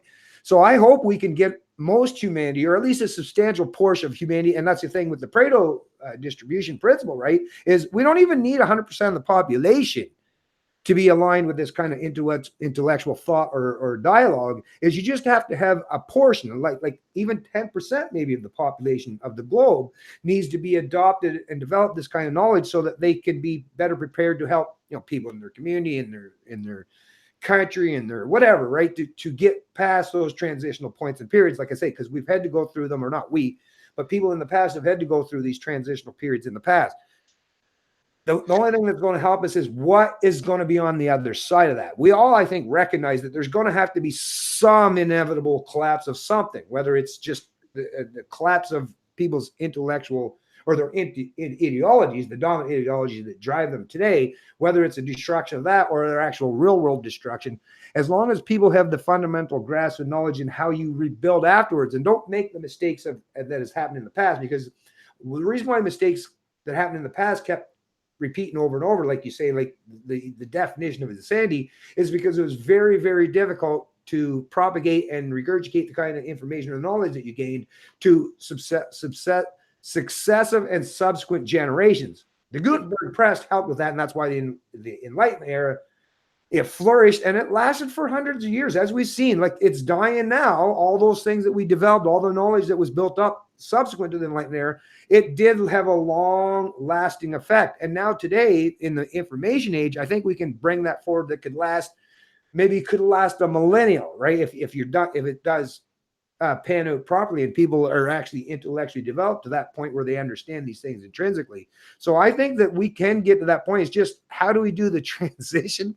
I don't know. And like, you're not a central planner, I'm not a central planner. Like I say, all I can hope for at the end of the day is I can help educate and inform people enough so that they at least know What the problem is, know some potential solutions and try to conjure up and figure out their own way. Because, like I say, something might come completely out of left field today. That's not your Molyneux, that's not your Gatos or your Bennett or anyone else, and come up with completely different ideas, and not just as far as a construct in their mind, but put that into real world practice. I mean, like we're seeing today, an example that I seen, and it's funny because you hear people all the time, they say, like, as far as especially libertarians, oh, well, where's this libertarian utopia that you fuckers talk about? How come I don't see that? Well, I don't trust and I don't understand how you guys can talk this stuff when you've never shown where this has ever happened in history. Although, if you talk about modern What libertarianism, about the United States?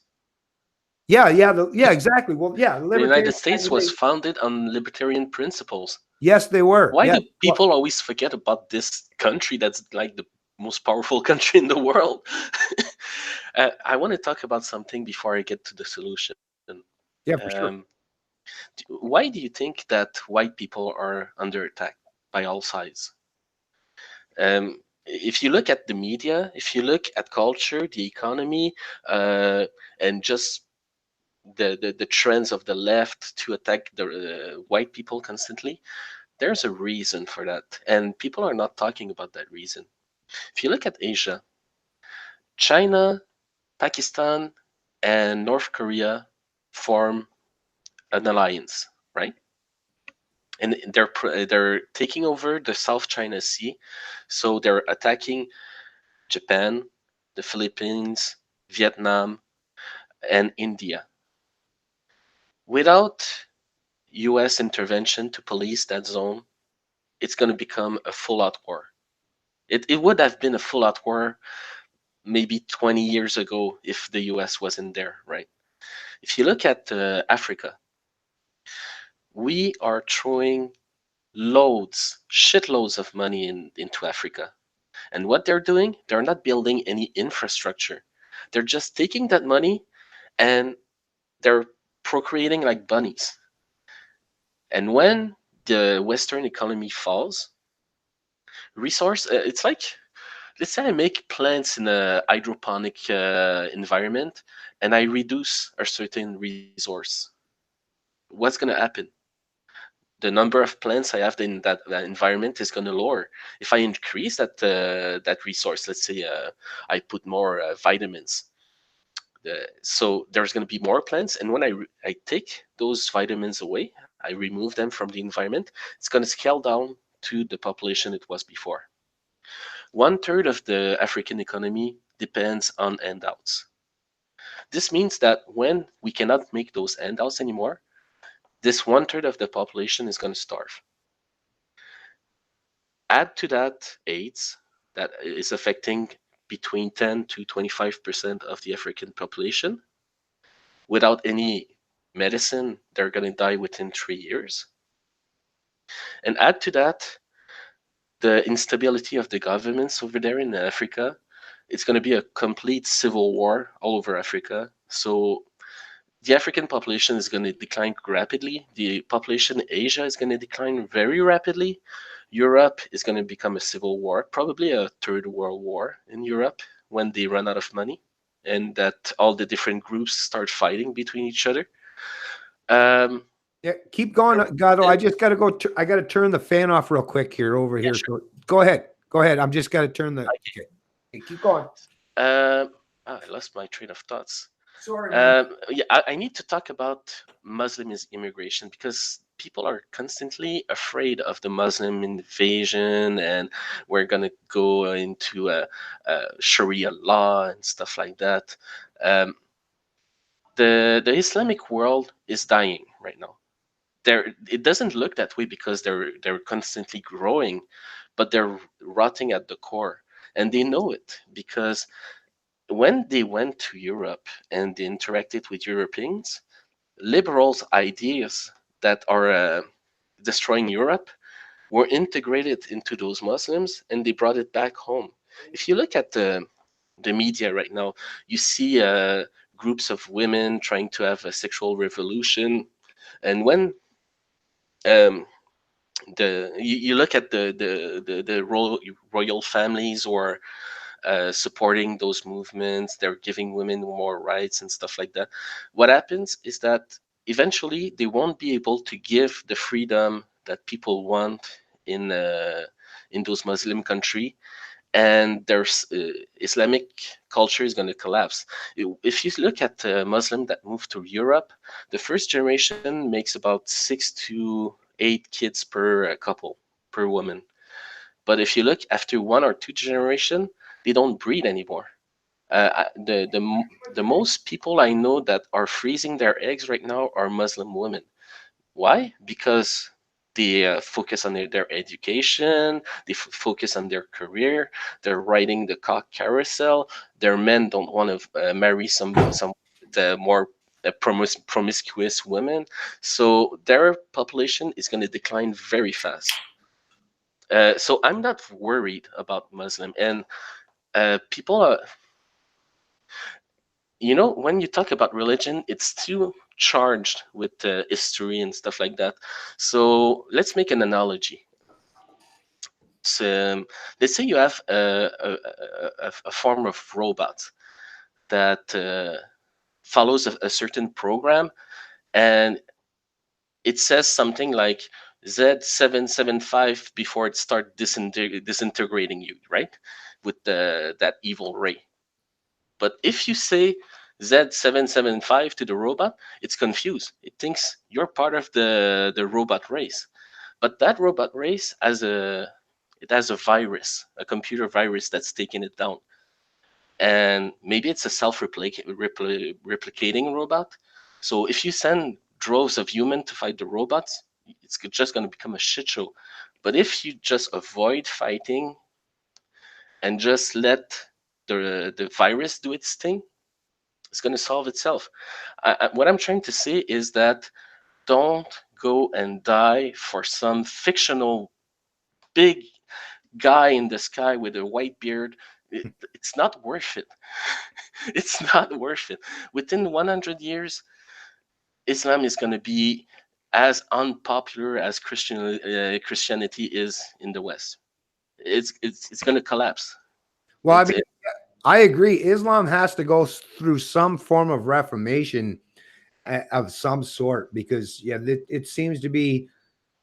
And as someone that come from a Christian family, to me, and I don't know the Islam religion nearly as well as a lot of other people do, so I won't try to speak about things that I don't fully have any knowledge on, because that's something that's, if it's out of my wheelhouse, I always accept and acknowledge that it's not where I have any knowledge. But I do understand that even like I say, even Christianity, if you just went by some of the texts and the stories in the Old Testament, you can use that for some pretty nefarious reasoning, as far as getting your population conformed to things, as far as sacrificed a whole lot of people to some concept of the greater good. That was actually the beautiful thing about, like I say, the Reformation era and Christianity, and modern Christianity, the representation of Jesus Christ was, it put the central focus on the individual, right? And not just an abstract individual, because that would have been an easy construct to use, just the derived concept of God, right? But no, it wasn't God. It was the Son of God. And this Son of God was a human being that walked the very earth that we walked, ate the food that we eat, drank the wine. Like this was someone that was a representation. Now, of course, this is all metaphorical, and it is derived from stories. But that give an amazing conceptual belief. People don't understand, especially if you don't come from religious backgrounds such as I do, is people don't fully grasp and understand how important those stories are. And even today, when you're watching a lot of the movies and television shows, although today it's getting away from that, which is kind of disturbing. But a lot of the stuff that I grew up, in the 70s, 80s, and 90s, a lot of the heroes or the archetypal figures, they were a complete representation of your typical Jesus Christ character, right? So that was the part where I realized that it was very important. And I always even understood this when I was a young man. And I didn't have a grasp of it as far as, because I didn't understand governments to that point, but I understood how important it was to have the understanding of the individual and the respect of the individual. Because as you know, and every human being alive today, even people that believe in collectivism, if you sat down and talked to them, if you had sat down and had a beer or a glass of wine with them at some point in time, you know damn well most of them are going to get to the point where you have to treat each other and respect each other as the individual. If we just went around perceiving each other as a representation of a collective or a group, well, look at how much of the nuance of that individual character that we would miss out on. And I think most people recognize that you cause yourself, not just the person that's a reflection of the other side of the equation, but even yourself, you lose so much if you're only perceiving that other person as nothing more than an identity as far as their group, whether it's some superficial aspect as far as the color of their skin or their religious upbringing or their race or their sex. We all understand, I think, well, if you've lived any amount of time in this life, you understand you have to treat each other as individuals.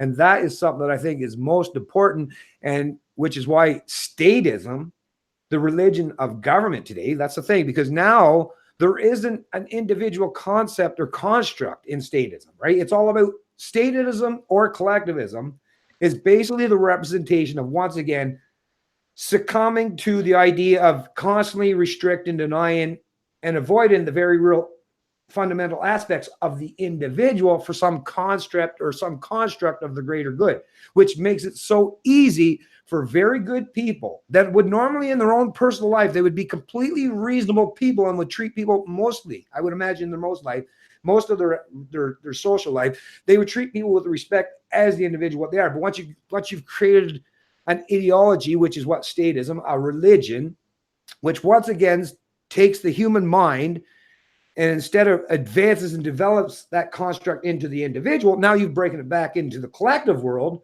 and you bring that mysticism into it. Now you're back to basically we're back living under the archaic concept of ancient Christianity or Islam.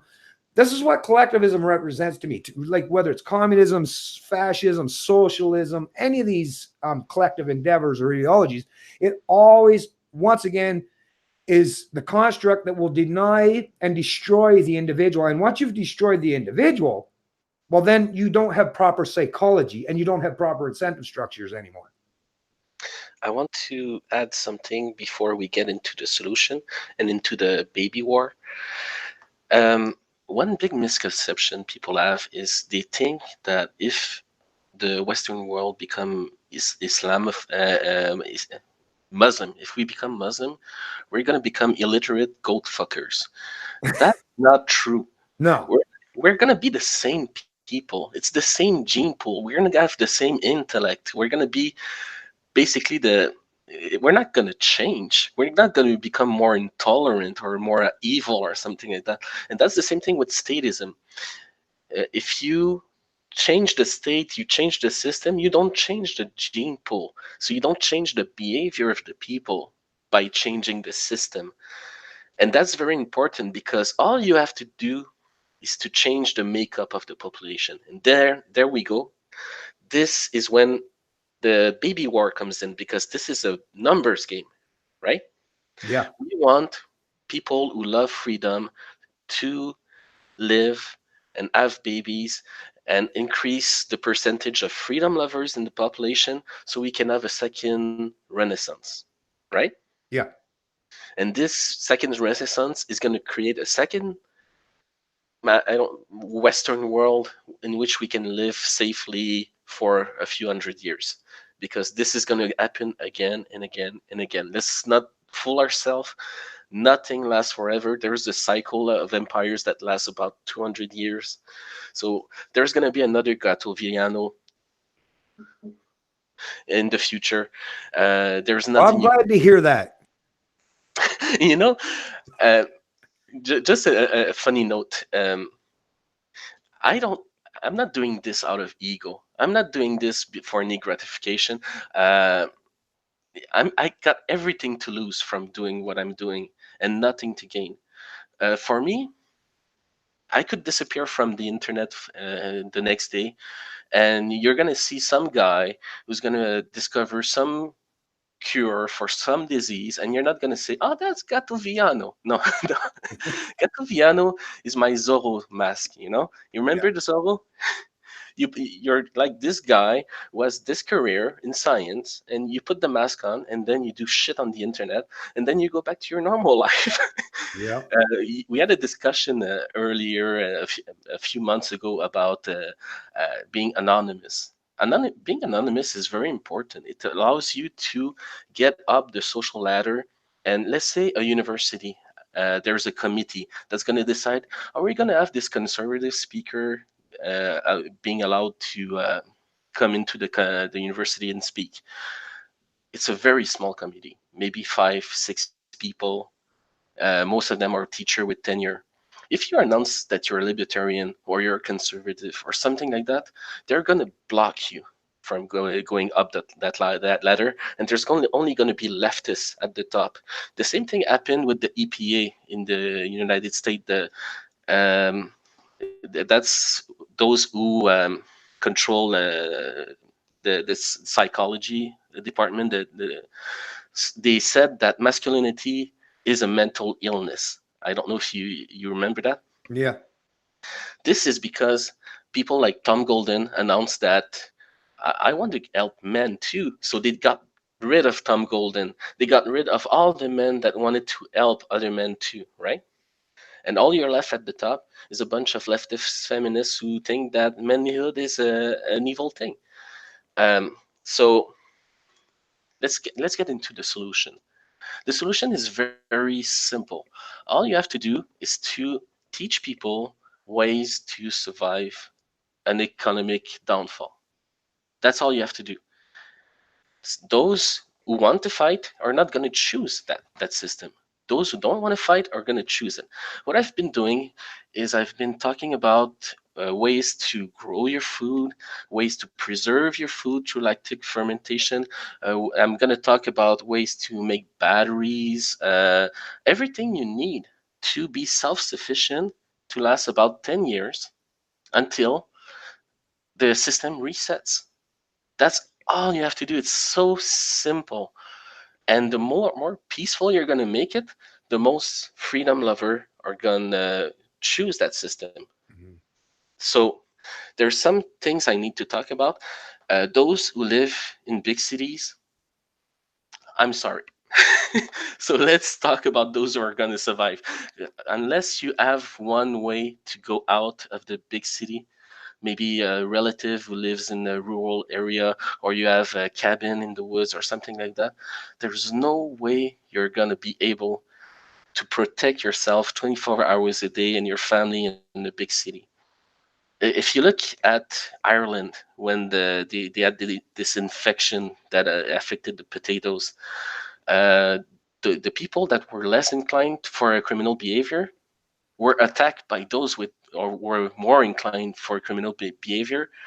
Um, they were attacked for the little resources that they had. This is why the Irish people had a bigger rate of criminality, because there was a natural selection. The evil people bred more, they survived more, and the nice people died out. It's a numbers game.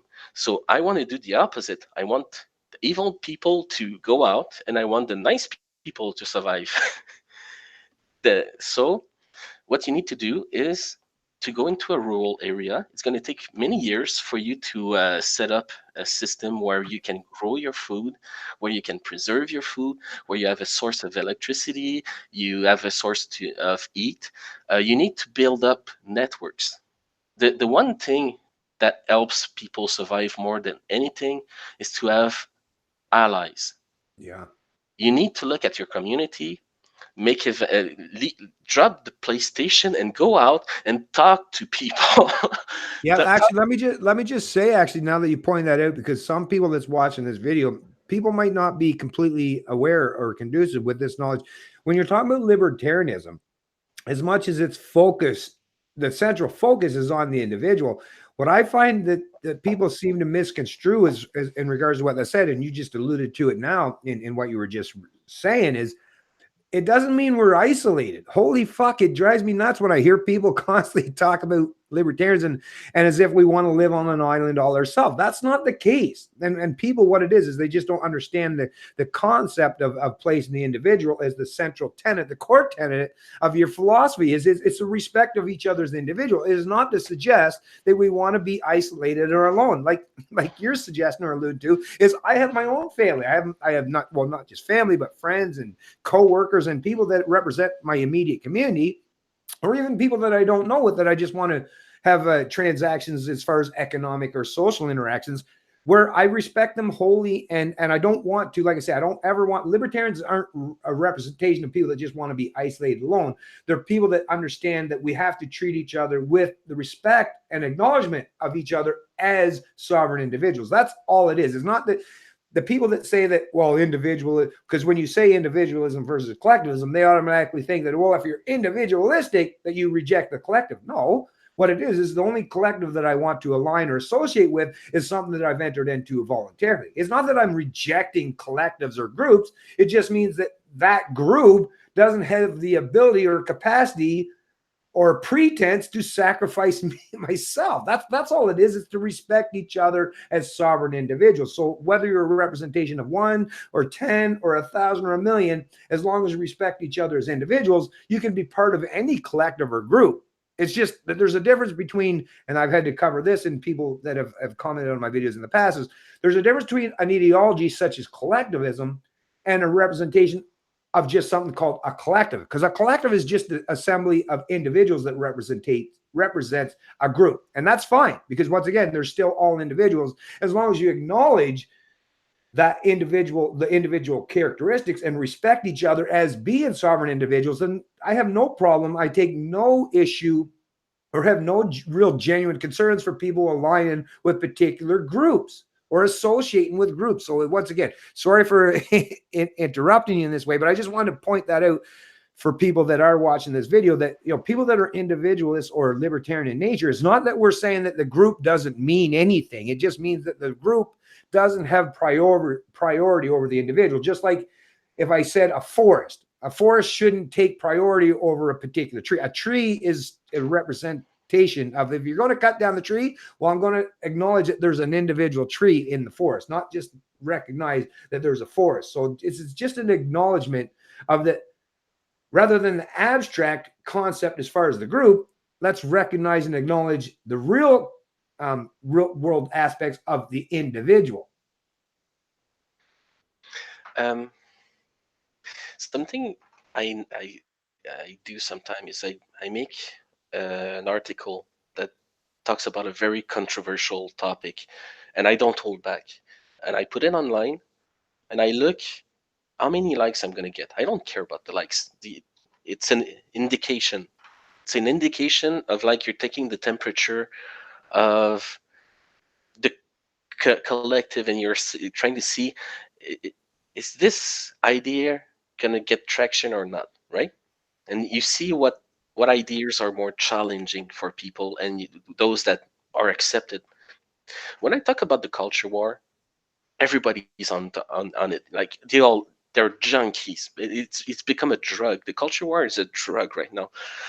So I get a ton of likes. I get a ton of people commenting on the topic. When I talk about ethnicity, I get some pimple face pseudo Nazi in his basement, talking about bullshit about the white race and shit like that. And when I talk about other things like collective, being like, I made a small article lately talking about your family being more important than the rest of the collective, right? If my mother does something bad, I'm not going to denounce her to the government. Doing so would say, my family is the state. My family is not the state. You need to look at genetic proximity. These people are your blood, right? And you can do the same with people that are allies, people with the same goal, that you work together for a common goal. You're going to favor these people over the rest of the collective. The problem with libertarians is that we're too individualist. We're way too individualist. If you look at collective, like status, they're way too collective, that Mm. they don't have any individuality.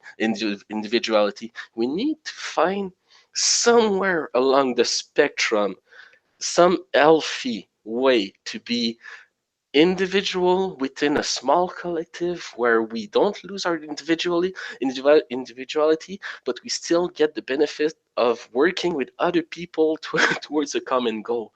Mm. This is very hard, especially for libertarians.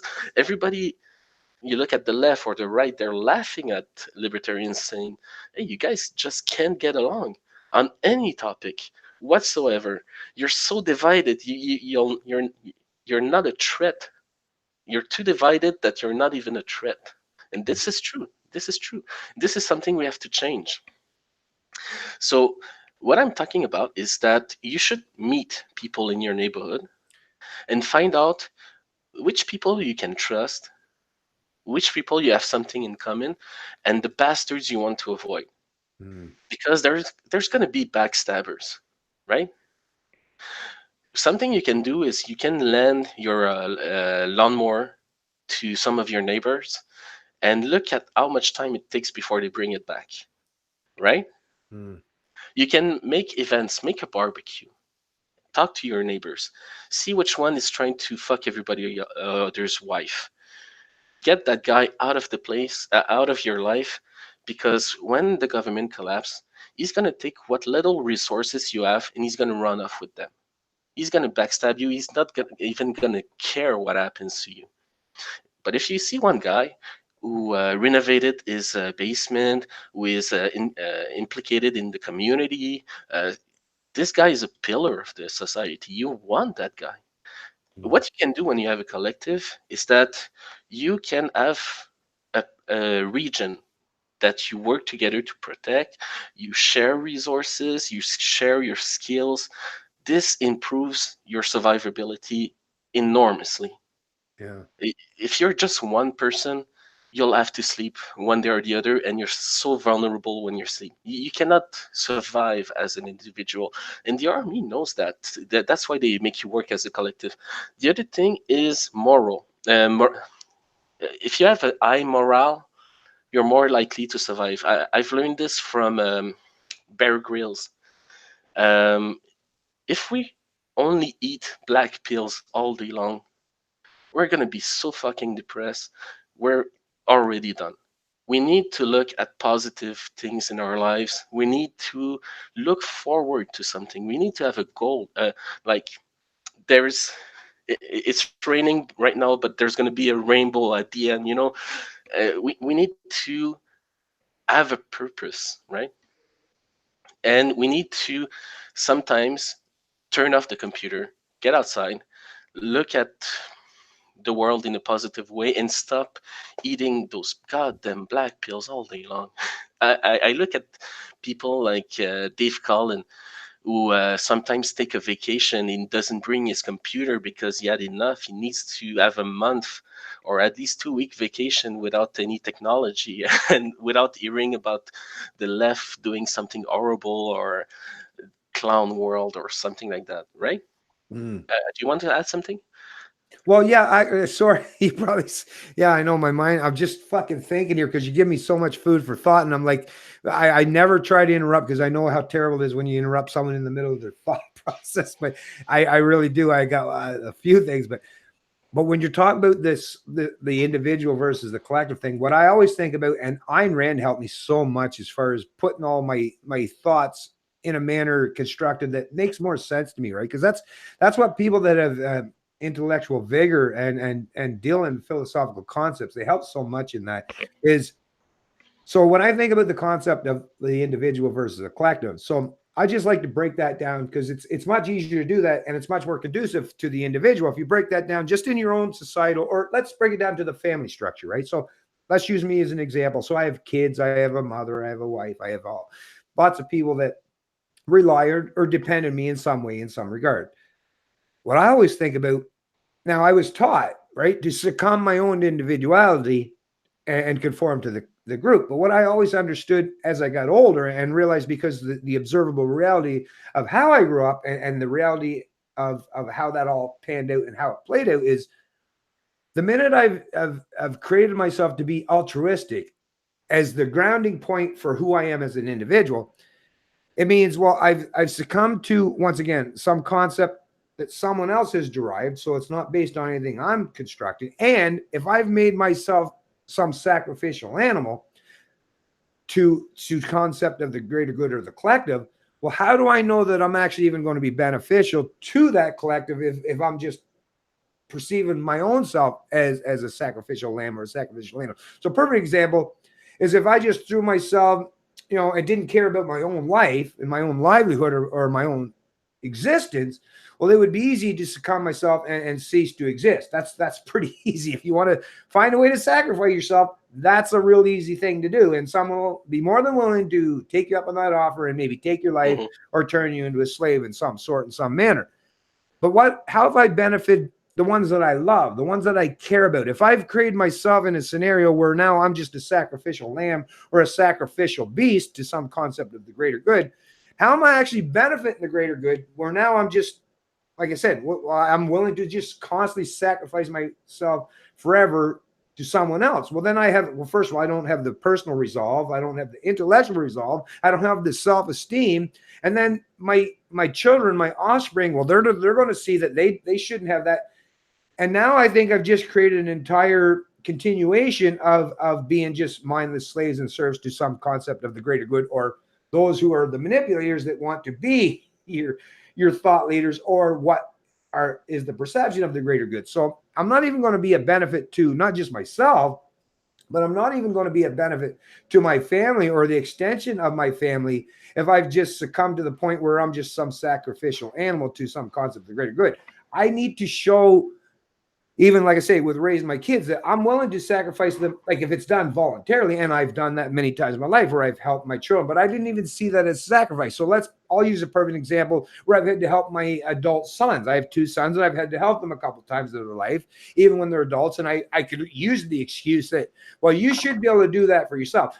Now, if I choose to voluntarily sacrifice anything economically or socially in my own self, I didn't actually fully do that. And if I did do that solely on altruism, I don't think I would have done it properly. And tell you the truth, I think most of the time, if you do it properly, it's that you want that reciprocal effect, right? So I'm more than willing, just like, and Ayn Rand covered this stuff so amazingly. I don't want my wife to think that I'm sacrificed myself to be with her because I think I'm, I just got to bring myself down. Or no, it should be because I acknowledge that that's reciprocal. Just like with my kids, I don't want them to think that I'm just going to sacrifice myself for them, because then they're going to be conducive to doing that themselves, which means they're going to be succumb to those who aren't going to think in the same manner, and they're going to use them as tools or instruments to their own concept of the greater good. So I want to give my kids, I want to give my wife, I want to give my family members, I want to give my friends, I want to give people at least a healthy enough self-esteem so that they don't perceive themselves as being blind altruists, because that selfish endeavor is actually very important. As much as people today, they hear the term selfish and they think, oh, you're just a bad person. But no, just like a parent, right? We come into this world naked and with nothing to rely on other than everybody else around us, right? When you're a child, you have to rely on everybody else around you to take care of you. But you also go out of this world the same way. You basically, well, you might have some bed clothing, but you're still basically disabled and relying on everyone around you. So it's not even a matter of altruism in regards to if you want to treat people with dignity and respect and treat them as sovereign individual. It doesn't mean, like, if I treat my kids with respect and I give them all the attention that I think they rightfully deserve and teach them to stand on their own 2 feet, I'm actually benefiting them, and I'm also benefiting myself. So it's not a zero-sum game, and it's not altruistic, because I realize that it's somewhat selfish. Because if I take care of them in the here and now, which actually greatly reduces the size and scope of government, if we take and assume personal responsibility, is if I raise my kids and grandkids where we take care of each other based on the understanding that I'll take care of you in your time of need and you can take care of me in your time of need, well, that completely removes the very abstract concept of needing some arbitrary central planning authority or some third party to intervene to take care of me. If we can do that for ourselves, and I can show that I'm not doing it for you just because, oh, I feel that I'm superior to you and you need me to be altruistic towards you, but if I teach them and give them a healthy self-esteem and say that, you know what, have your own regard for yourself, because if you're not going to benefit anyone, like me, if I sacrifice myself tomorrow, what benefit am I to my children or my wife? I'm no longer a benefit to anyone, to tell you the truth. So I don't think that would even be beneficial to me, and it won't be beneficial to those I love.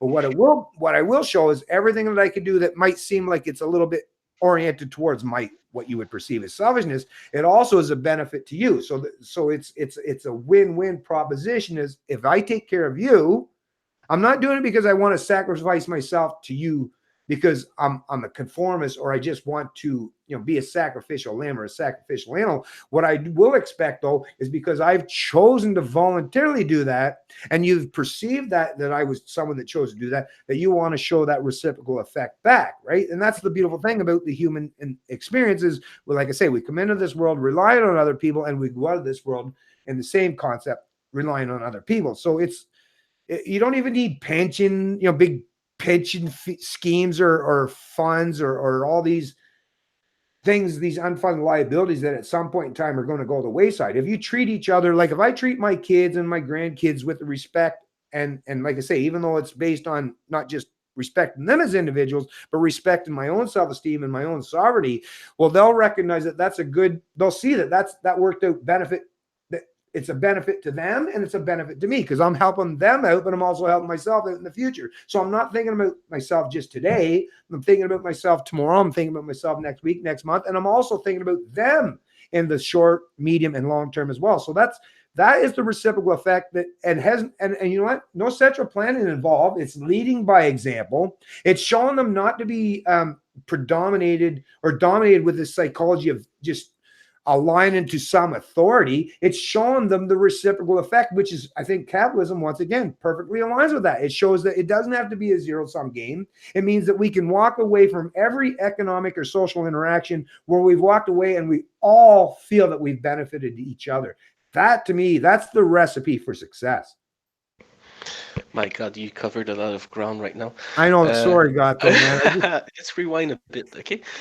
Um, we need to keep a clarity of mind, right? You agree that as long as our brain functions, you can function in any situation. And it's important, yes, to learn how our ancestors were self-sufficient and how to produce all the goods. But you also need to protect them, right? You need to learn to be a bad motherfucker. You need to learn how to use your fist, how to use a sword or knife, how to use a rifle, or else people are just going to take your shit away, right? So, testosterone. Let's talk about testosterone. I like the way TFM says it. Testosterone, you gain it by doing things that are uh, conducive to testosterone. Like if you have a high status, if you act like a man, and then you fake it until you make it, because these things are going to increase your testosterone. If you work out, if you act like an alpha male, if you Gadsat, the Godfather, you realize that the second you sit down into a sports car and you start driving, your testosterone goes up. What happens with testosterone? It makes you stoic. It makes you able to keep a clear mind when you're in danger or whatever situation happens. The second thing it does, it makes you try to have a higher status. It increases your muscular mass, and it makes you more aware of possible dangers in your environment, right? It makes you respond to the world the way you're supposed to be as a male, because as a male, you're supposed to be the pillar that protects everybody and people can rely on you. That we're just made for that. Evolution made us this way so that the species can continue. A woman all her behavior goes around producing children, nurturing for children. If you look at people and you think that they're acting out of free will, but when you break it down, most of our activities, most of our behavior goes around reproduction. Mhm. I'm gonna make a reference to Richard Dawkins. He said that we're just big meat vehicles for the genes. All our behavior, all our physics, our morphology is made so that genes can reproduce. The genes, he called it the replicators. All they want to do is replicate. Okay, so uh, we're gonna have to learn to be badass again because the testosterone in the West is going downhill very fast. There's too many soy boys out there. They put soy in everything these days, in fucking everything. The plastic we use for our containers, it affects our hormones. We're taught that masculinity is bad in school. People are they make boys sit down for so long. They don't have any exercise. They're not even able to have a toy gun and play war. You know, these are important behaviors in for humans, and if you remove them, everything breaks down. Because the female, they don't want a soy boy. They they don't want a soy boy. They're Yeah, not I've even never met anyone yet that actually does. That's a true statement. And if you've ever had any like, and anyone, any guy or girl that's watching this video, you know that's the case. Some might try to pretend otherwise, but in the observable universe, in the real world that I've ever lived in or grown up in, yeah, exactly what you're saying is an absolute truth. No woman wants to be with someone that's perceived as inferior or on, like, because yeah, it's biological in their nature to be looked for someone, like you say, as a provider and a protector. the other thing that we need to do is keep we need to be like the clergy during the dark ages. We need to be the protector of the knowledge. We need to stack up on books. The more information we protect, the easier it's going to be to rebuild the next civilization. We won't have to reinvent everything, you know. And as long as people are writing, we keep having an history. We continue to exist as long as we're writing. If we stop writing, if we become, I don't know, illiterate goat herders, we don't exist anymore. We're not passing our information to the next generation. Um, Children are not just the continuation of our genes, they're the continuation of our values, of our knowledge, of our experience. We give all these things to our children, and they're passed down to the next generation and the next generation. uh, you're going to continue existing long before long after everybody forgot your name. You're going to continue existing in the everything that's passed down to the next generation. It's nobody remembers who was your Greek ancestor or whatever, but the foundation for a society that he created, that still exists. The knowledge, the philosophy, it still exists. The science still exists. Our religious values are still passed down, right? Yeah. So some of the the blogs I've made was to how to create your own paper, because if it runs out, you're gonna have to make it yourself and continue writing. I predict that maybe in 10 years after the fall, we're gonna have a new civilization, but we don't know. We don't know. It could take three generations. It could take 100 years. And the other possibility, like we just made an entire podcast about the fall. There is another possibility. If the Libertarian Party in the U.S. Becomes the dichotomy with the Republicans, you're not going to get an economic fall of the U.S. This means that Canada would continue. We're going to continue the same system. We're going to continue the downfall. Within our lifetimes, we can expect to have a 60% tax. And then the next generation is going to have a 70% tax.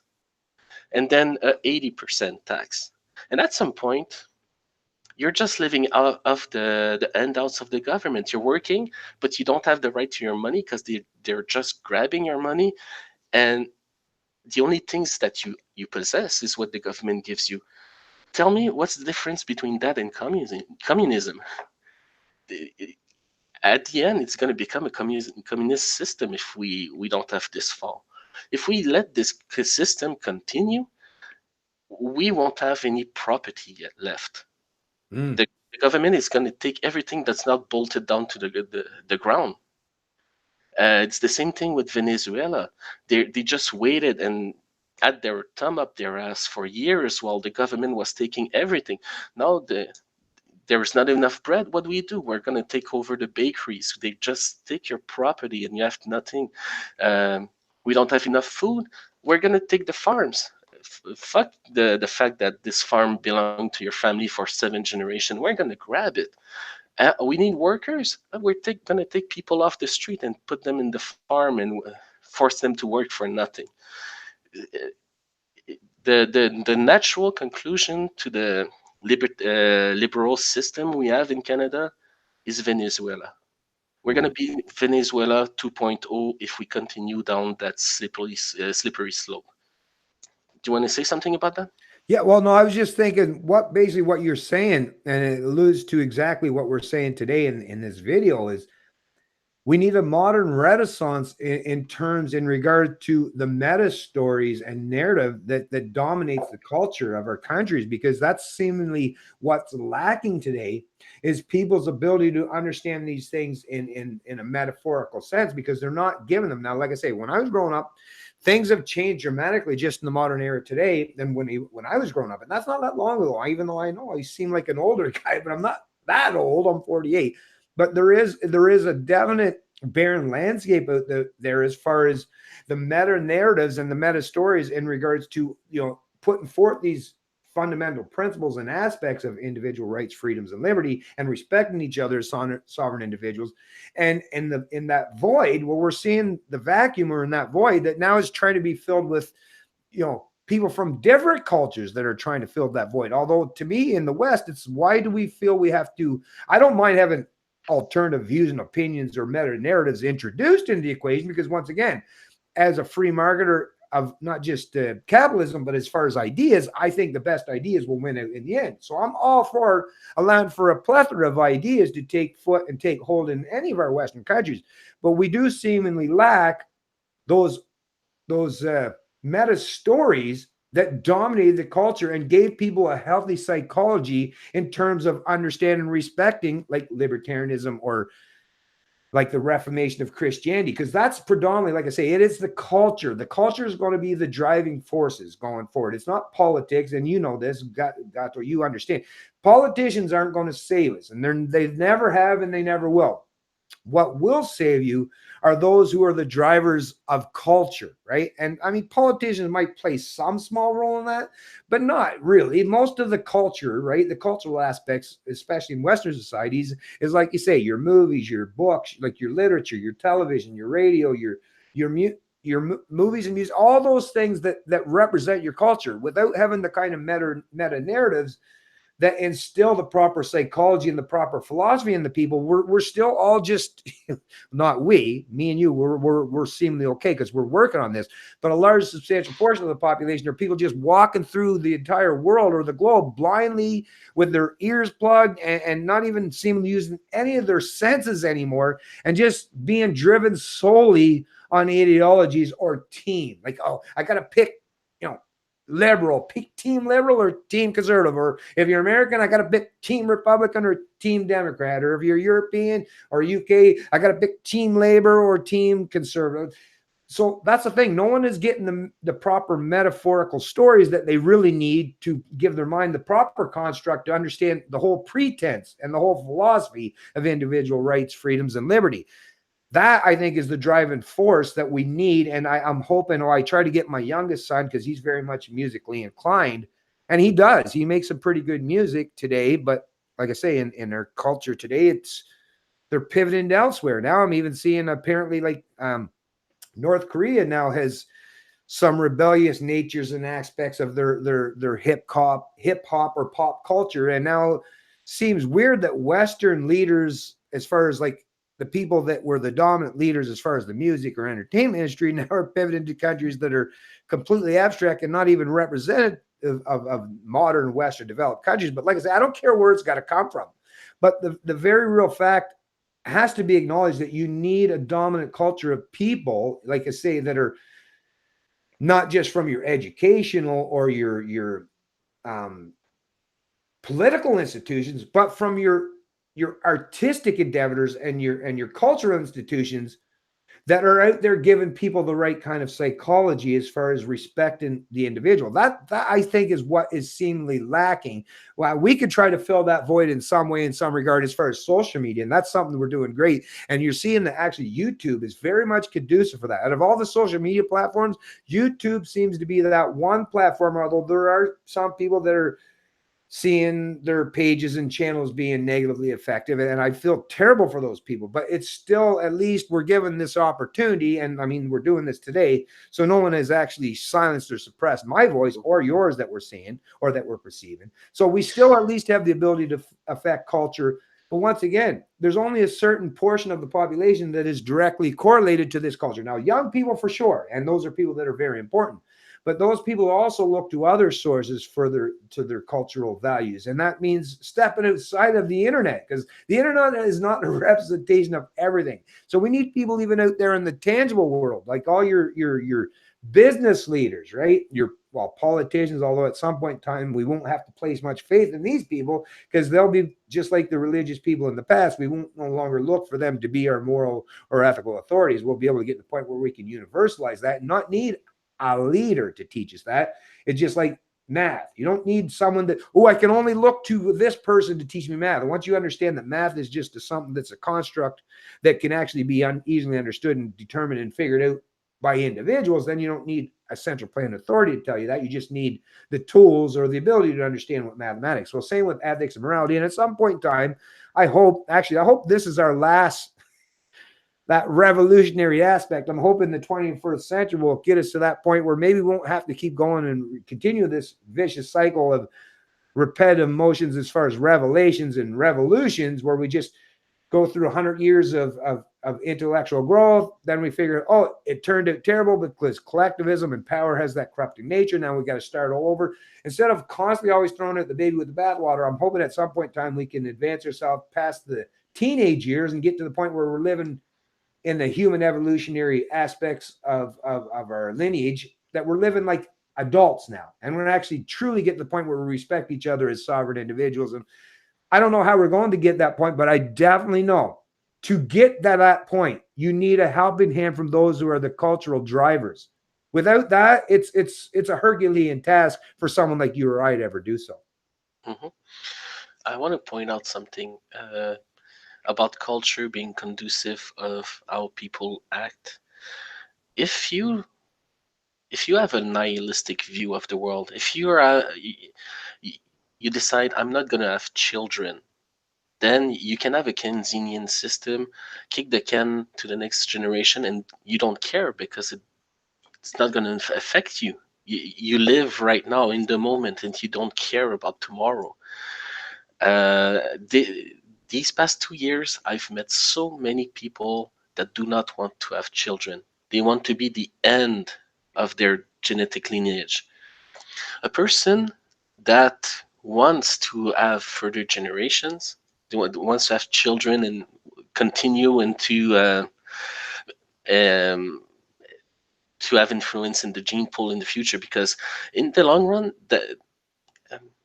wait, I'm missing. I have two ideas at the same time. If you want to have children, usually you would think, if there's going to be a conflict, let it be in my lifetime so that my children won't have to deal with it, right? If you don't want to have children, you want to kick the can. People like you and me, even if we didn't have any freedom of speech, we would still scream over every roof. Freedom of speech is not something that's given to you, it's something you take.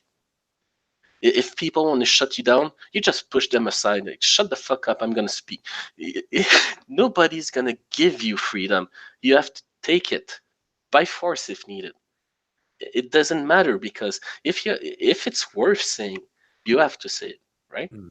If it's something stupid, like, okay, you can not say it, but if like saving your civilization, that's worth something, right?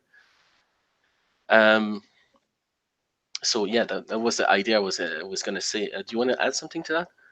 Yeah, no, I agree with you. It's very well, freedom of speech to me, that's the part that's like you're alluding to now, is that's the most important aspect, and why it disturbs me so tremendously. Well, I know what they're doing is people that have the wrong ideas, they can't stand to have other people offer alternative ideas, especially if they seem superior in any way, because then their current paradigm and their current ideology would be completely destroyed.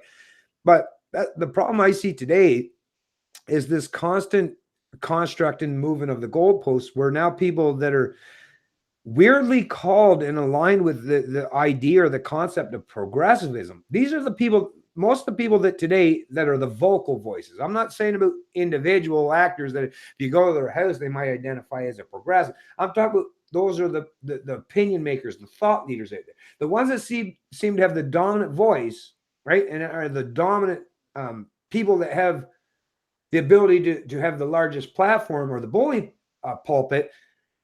The progressives are actually, to me, it's, and Dave Rubin says it best, they seem to be more regressive than they've ever been as it pertains to progressive, because a progressive in the natural construct of what they even termed progressive was to break through the paradigms of the past, that restricted people's speech and their thoughts.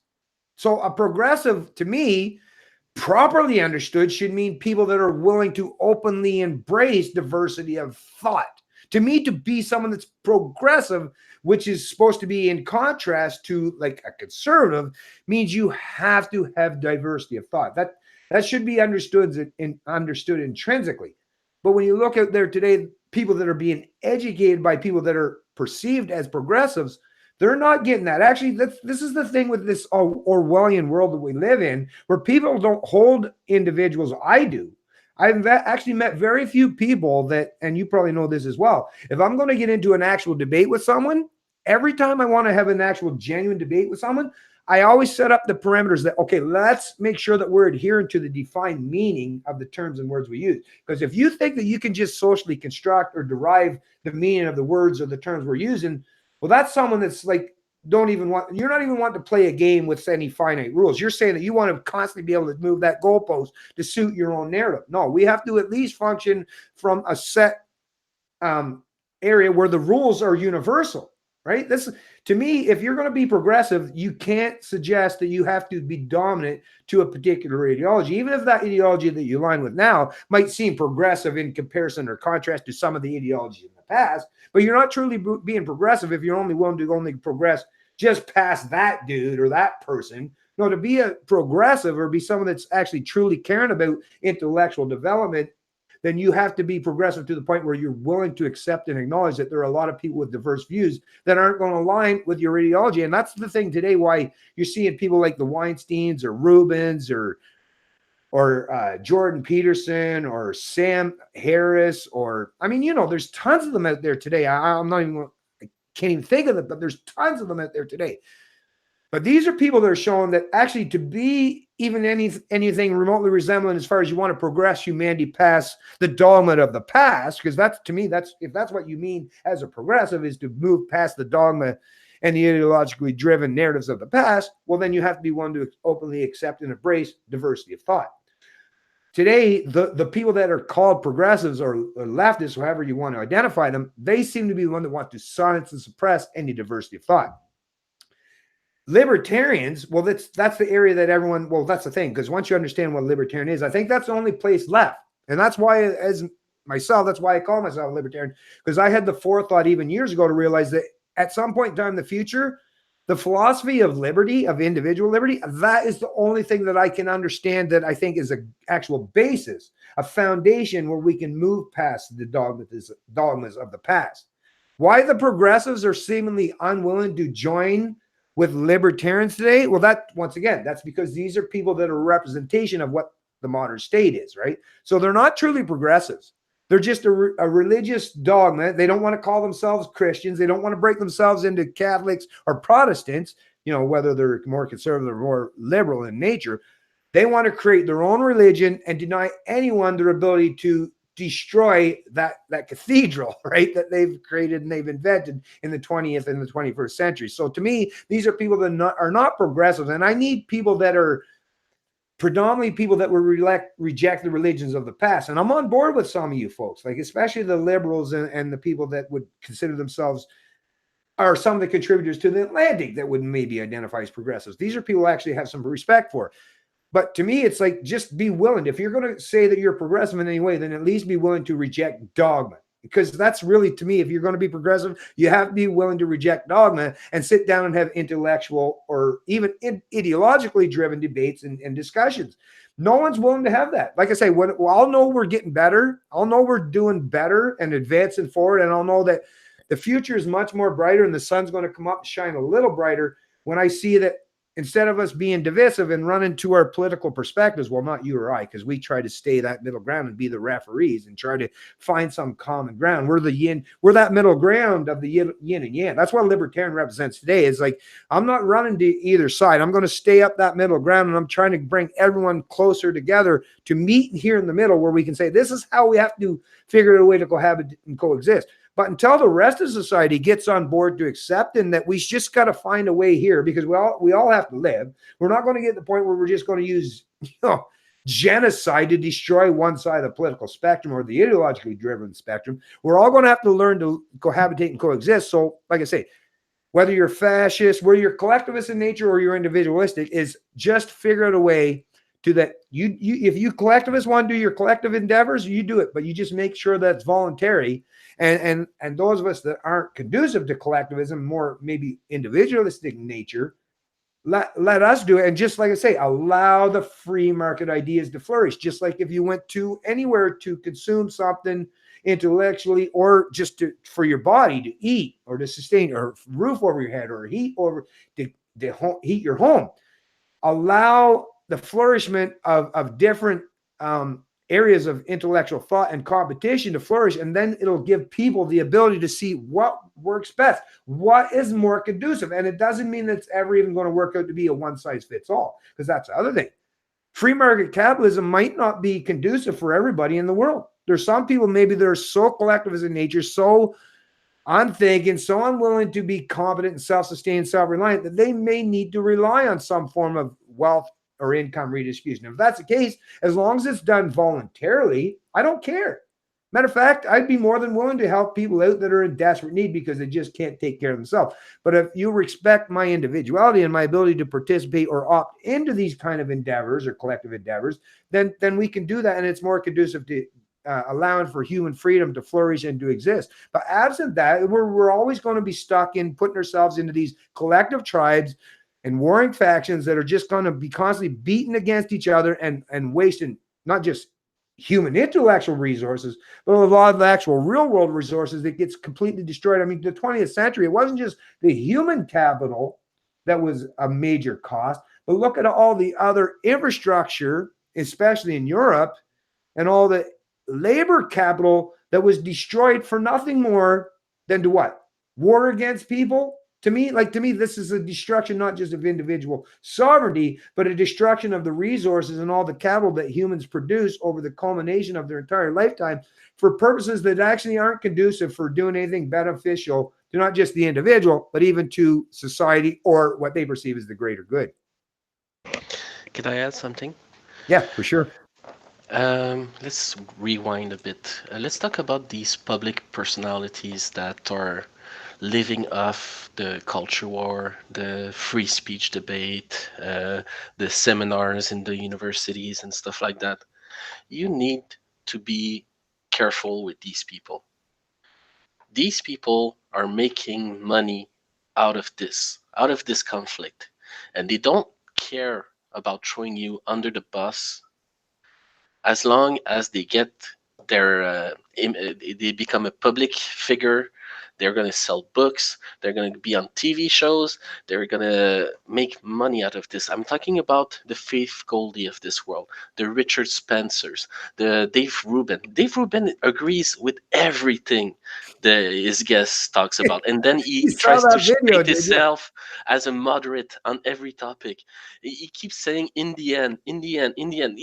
That's his speech for being a moderate. If you look at the Lauren Chens of this world, these people are making chill. They're making money out of this bullshit, and they're gonna have you put your neck out for these causes, and they're gonna give up on you. You're gonna screw up your career. You're gonna be when you're on the internet. It's forever. If you put your face out for Richard Spencer, you're fucked. You're fucked. And let's talk about Richard Spencer for a second. This guy was in the middle of a doctorate, and he gave up on his doctorate to go talk about something that's very unpopular on the internet.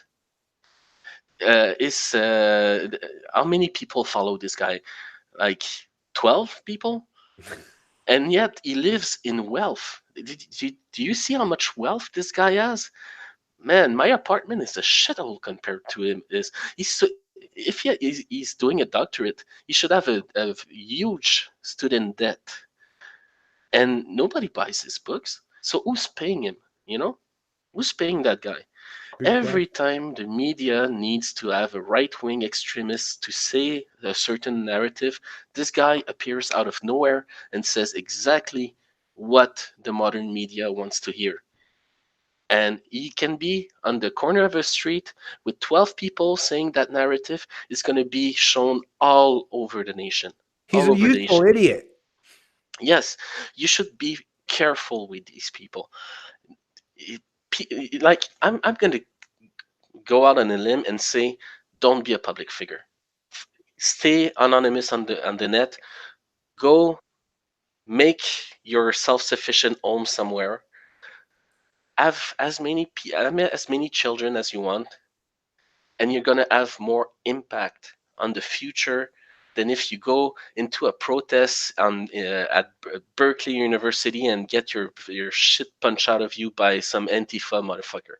Like, this will not have any impact in the long run. You're just going to have somebody hit you in the back of the head with a bike lock, and you're going to be a vegetable for the rest of your life. Why do you want to do something like that? It's stupid. It's stupid. So, yeah, That's the I don't think. that's the kind of altruism that I definitely reject. Yeah, because you're no good to anyone, like you say.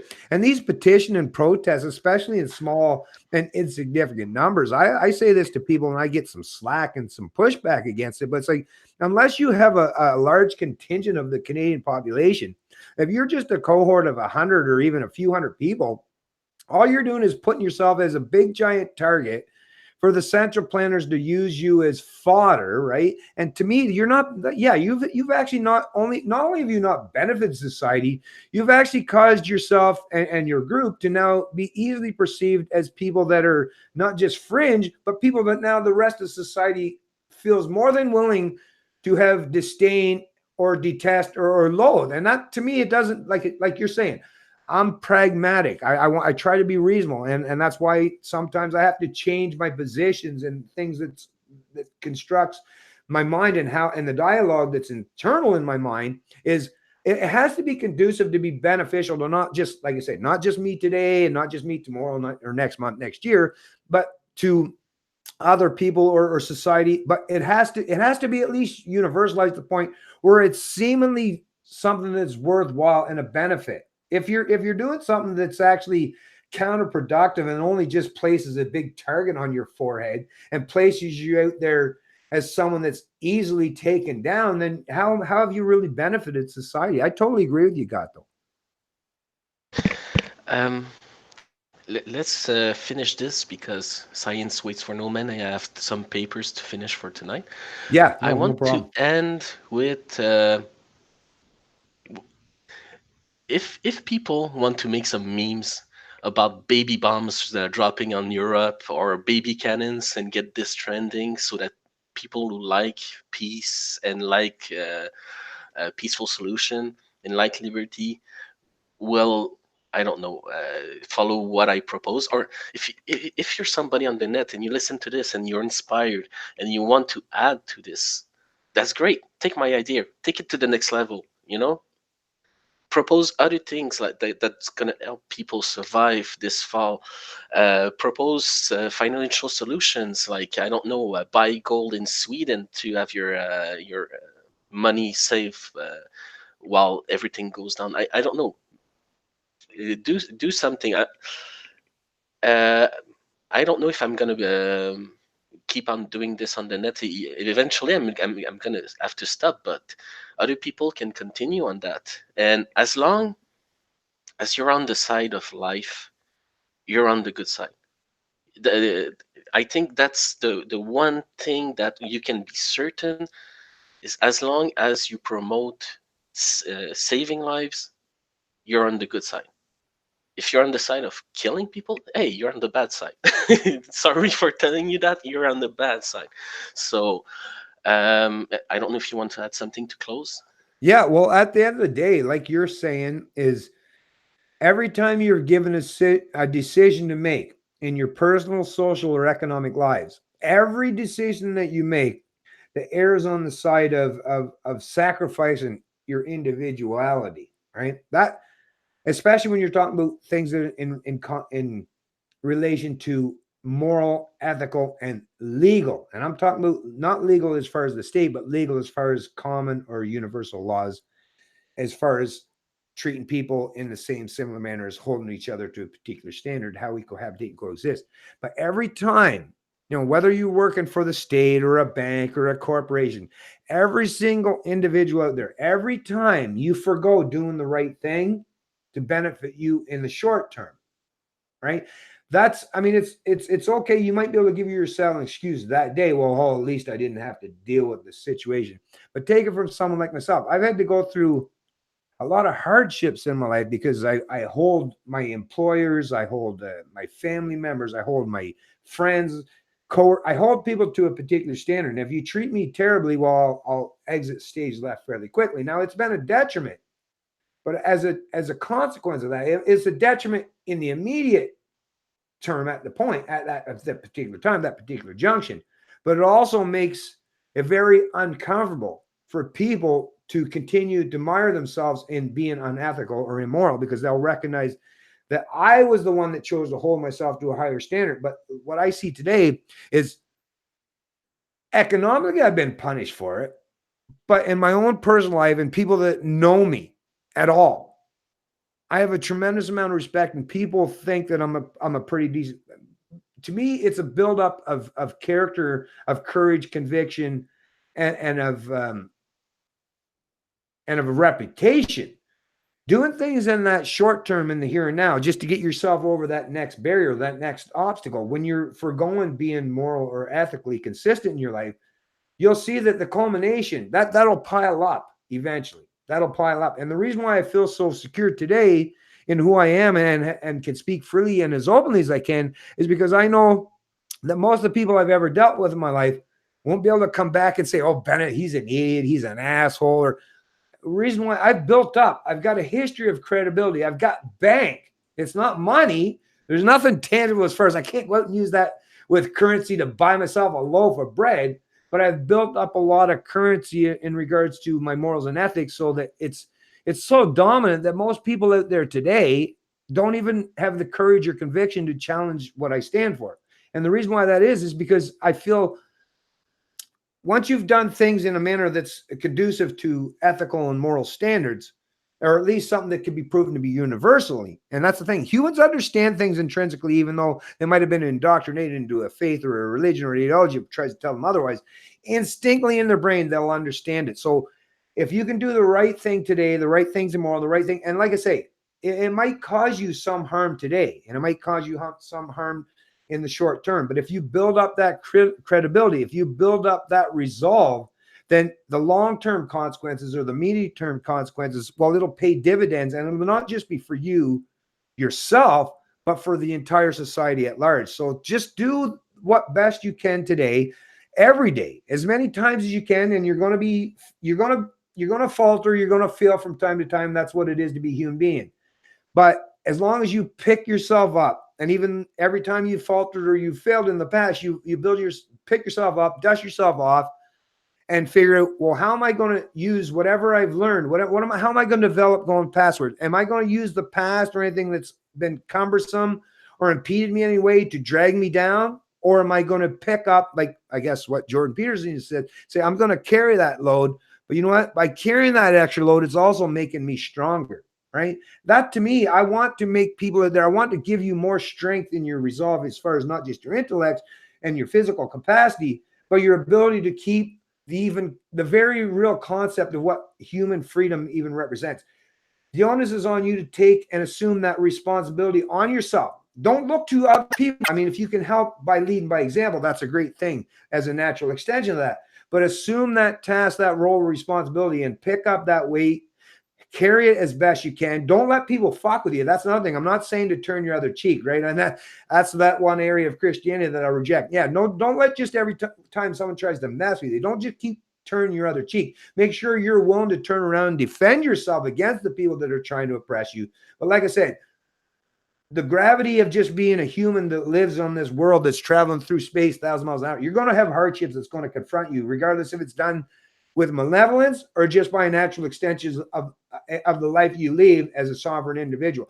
But at the very least, by leading by example, that creates a much better and a healthier culture, not just in your family, but in your community and ultimately in your society, that will help other people to be able to forego and use that as a shield, as a defense against authoritarianism, against statism, or other ideologies that seek to succumb the individual to some form of some collective ideology or narrative.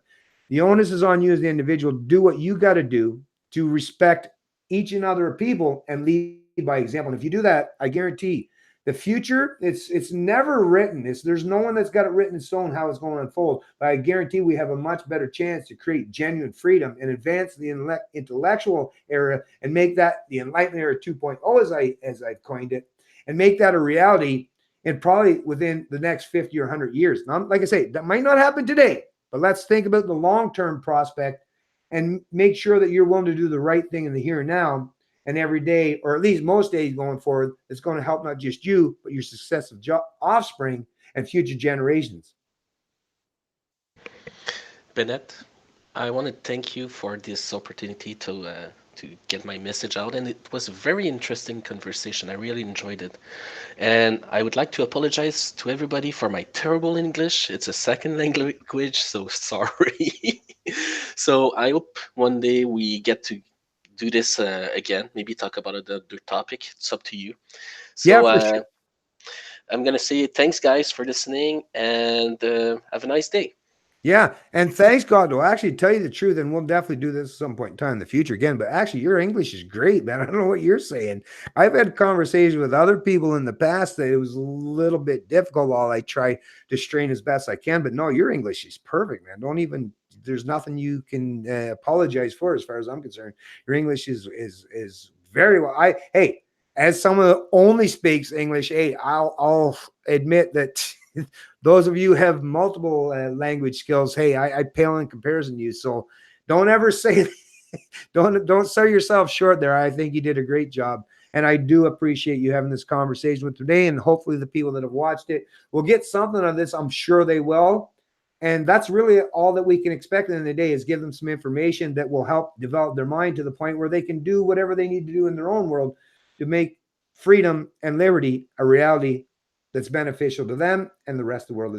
And maybe in the future, actually, the next video, maybe we can start delving into solutions as far as some of these smart contracts, because that's the other thing. There's so many areas of government and central planning and collective endeavors where you can use smart contracts today that will benefit us all without centralized governance. You know, I'm gonna give a topic, and you might keep that in your mind and think about it. A lot of people have a big problem with visualizing a society without a government. And I started a series of blogs on the internet, but I had to stop because I have too much work to do, where I'm talking about every aspect of society in a free society without a government, with free market, giving all the services that the government would give otherwise, but as a consumer, you have more control on those services. So it would be nice to have a conversation where we can present an entire society without a government to the people who are listening. Excellent. Yeah, I look forward to it, Gato. So All thanks right. again for having this conversation with me today, and I'll look forward to our next conversation at some point in time in the future. Okay. Thanks, man. Have a Cheers. great day, man. Talk to you later. It's Canadian Libertarian, and I love liberty.